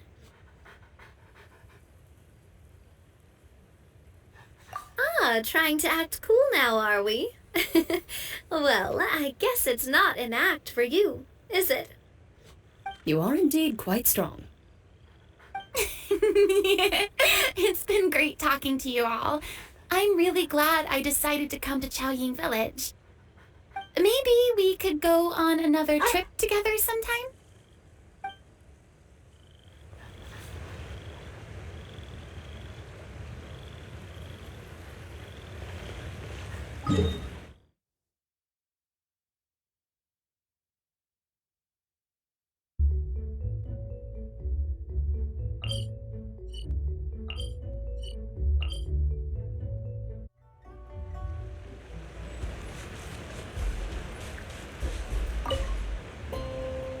Traveler. Being in the city isn't the only way for me to appreciate the lights and beauty of Lanternrite. Look, Liyue Harbor lies just beyond this mountain. As long as I stand at this vantage point, I may freely behold the sights of all the kites slowly ascending into the sky. For me, that is enough. I invited you here because there is something I would like to do. I want to release a shell lantern, and I'd like you to be there for it. Yes. I apologize for its crude appearance. I have little skill in that regard. You are very kind, as usual. All right. It's time.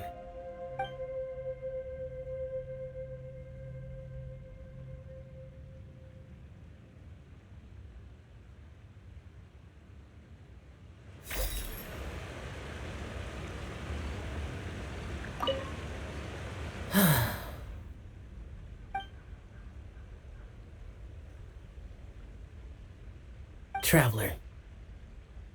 Thank you.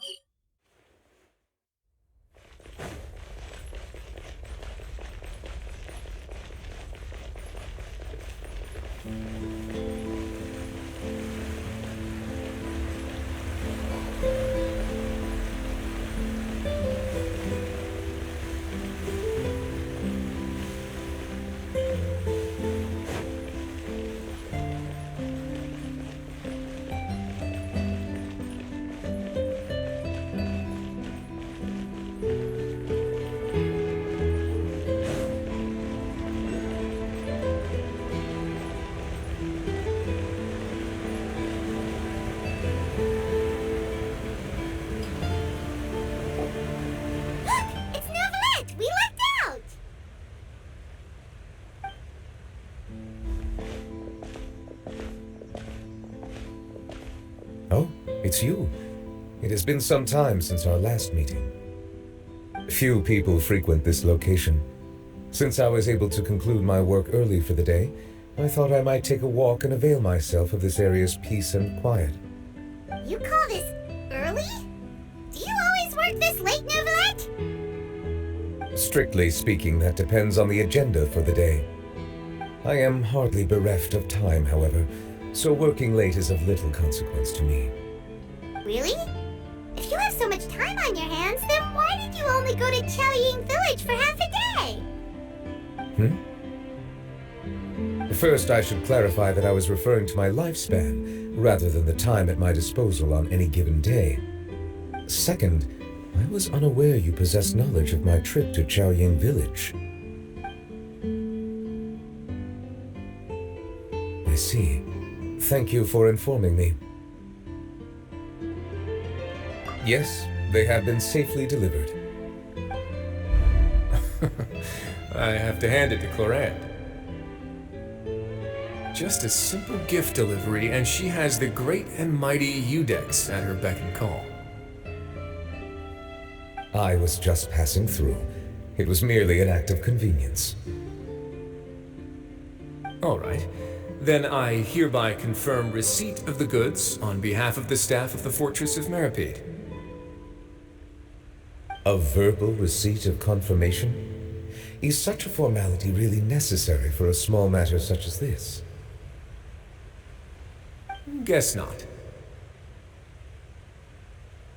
This quantity of tea, though, seems a little excessive for a gift, don't you think? Before you know it, they'll start accusing me of taking bribes. About that. Much of that is my own excess, I'm afraid. Oh? Why? What happened? It was buy 10 boxes, get half off. Ah, that explains it then. Well, go ahead and leave them to me. I'll get through this stash as fast as I can. You have my thanks. Oh, there's something else I'd like to give to you. This is a stone slate, engraved with a symbolic design. While that is an apt description, it is in actuality a legal codex. A legal codex, huh? Before the advent of modern writing utensils, information was recorded on stone slabs such as this. The law was no different. Okay. Since ancient times, the scales of justice have symbolized the fairness and impartiality of judiciousness. As a tribute to that sentiment, this slate was designed after a traditional legal codex and engraved with a symbol instead of text. During my travels recently, I chanced upon a roadside stall offering tourists the opportunity to try their hand at the ceramic arts, so I decided to have a go. We joked with Cloran some time ago about gifting you a legal codex. So, here you go. Ah, so that's what this is about. I did not expect you to remember it as well. In any case, I hope this can be considered as a reasonable attempt to join in on the banter. It is a very good attempt. I suppose I shouldn't be surprised. Even your sense of humor centers around the law. That's an impressive level of commitment. Well, a gift of this significance deserves to be put on display, and I know just the place. Front and center in the fortress's showroom. Surely there's no need for such a grand gesture. Just kidding. I don't have anything like a showroom. But we do have a storage room. We can put it next to all the mechanical parts Sijuin has collected. That sounds good to me. So that's what you were doing in Chaoying Village. Indeed. Of course, while I was there, I also took the opportunity to taste the local spring water. The aftertaste is much purer than what I have delivered to me in Fontaine. It stands to reason that the long-distance transport has a tendency to imbue the water with extraneous emotion. If you want to experience the true flavor, you simply have to go to the source. Perhaps I should organize some time off to do the same elsewhere.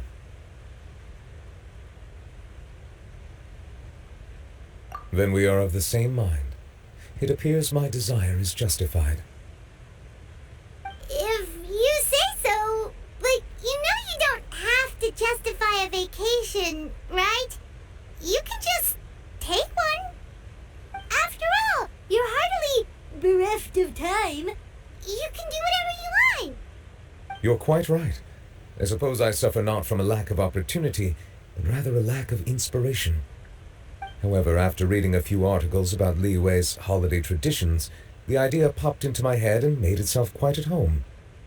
Seeing as I was free of responsibilities for the morning, I decided to depart at once. Refreshing. My spontaneous outing seemed to inspire quite a few other spontaneous decisions as well. Take, for example, my foray into ceramics. At first, soil from the ground is granular and unforgiving, but add the right amount of water, and it becomes soft, moldable, and able to take shape. In the past, I never thought about how quotidian vessels were crafted, but now I have participated in their very making. This is also something I made today.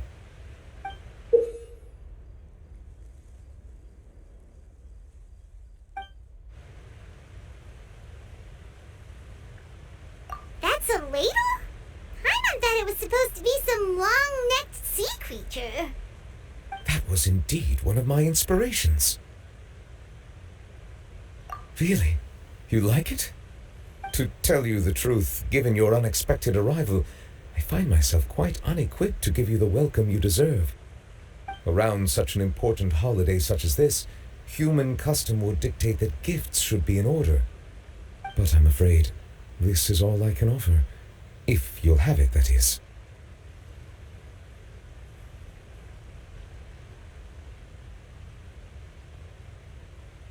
That is precisely why it would do me such a great honor if you accepted. You are most welcome. Happy Lantern Rite.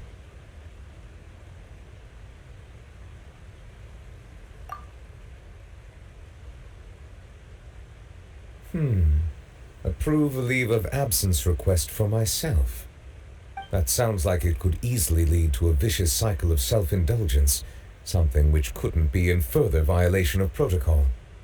But I suppose I understand her point. My proclivity to refrain from personal outings does, in part, originate from a sense of responsibility toward my duties. But it is also due to a lack of desire to engage in the human world. But now I see that the human world is indeed full of many interesting places to discover.